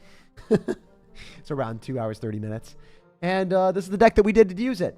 If you guys want to be able to play this deck with the Dark Goblin and you don't end up having the Firecracker evolution, that works out. There are actually games at the very start of this video to show how to play that. Also, another cool thing that you can do is you can go and sub out the Knight for Evolved Barbarians and run Dark Goblin instead of the Firecracker. And then you can go and run Skeletons Evolved instead of the Goblins. If you have the Skeleton evolution and you want to run Dark Goblin instead. If you don't have the Firecracker evolution, I would definitely go and run the Dark Goblin. So yeah, that's what's up. I would highly encourage you guys to do that. run Dark Goblin over the Firecracker if you don't have the Firecracker evolution. That's how we do. And this deck works in every arena. If you guys end up wanting to run Inferno Tower instead of Bomb Tower, you can do that. Log instead of Snowball, Guards instead of Goblins, Valkyrie, Knight, Skeleton King, those all work instead of the Knight. Or Valkyrie, Skeleton King work instead of the Knight if you wanted to. But perfectly better to be running the... so if you're running Inferno Tower, I'd probably run Knight because of splash damage, right? Or Skeleton King because you want splash damage. But since you got the Bomb Tower for splash damage, you don't really need it. You rather have the Knight for more tank and more value for the cost. If you're already having splash damage with Firecracker and Bomb Tower at least. I love you guys. I'll see y'all later. Make sure to check out the pinned comment for more videos on this exact same deck. If you missed my push from Arena 15 to Arena 16 or Arena 16 to Arena 17, I will have both of those streams down below in the comment section. And I will also end up having a full-length video explaining this deck even more detail. If you guys want to see how to play it a little bit more, how I break down and show you guys how to counter Mega Knights and show exact placements and play styles, that will also be down below. So there will be 2 streams and 1 video. Click on the video if you haven't, if you want to see more gameplay on how to really learn this deck. I love you guys. No matter when you're watching, no matter where you're watching, I hope you have a fantastic rest of your day. Subscribe if you want to stay connected for more daily videos and live streams. I put out a video or a live stream at 3 p.m. Eastern every single day. And, you know, it's a vibe to see you guys here. So hopefully future streams when I do a video where we play against you guys and subscribers live. And if you beat me, you get Pass Royale for free. I send it over PayPal. You get the money. You can use it on Pass Royale or you could use it not on Pass Royale. I don't really care. I'm just going to give you the money to do what you want with it if you beat me. So stay tuned for that. Subscribe. Turn your notifications on. It'll be happening this week. Love you guys and see you on the next one. Peace. And also, thank you, Nicketh. I'm so sorry. Wait, there were a couple other things. Ooh, there were a couple of donations I did not read. Carlos says, hey, Tag, would you ever consider doing a live stream with all the content creators for charity? And what's your favorite movie of all time? I've done multiple things for charity. I would definitely do that. I did one for our veterans. I also did one for Australian wildfires. And I also did one for some other health causes. So I've done multiple over my years. I would definitely do that again. They haven't been on YouTube. They've been on different streaming platforms, but I would do them on YouTube as well. If we can get everyone together and it's all set up, I would definitely do that. Favorite movie of all time? Ooh, that's really hard, man. I don't know. I would say that I really loved, was it Allison's Game? It was one of those, Allison, it was one of my favorite ones recently. Molly's Game. I'm going to see if that's it. Molly's Game. This is one of my favorite ones, and it's based on a true story. That was one of my favorite ones recently. Out of all the ones I've watched in the last 5 years, Molly's Game is my favorite. Anyway, I will see you guys later, and have an amazing rest of your day. Nicketh, thank you for the $3 as well. And peace out. Love you guys.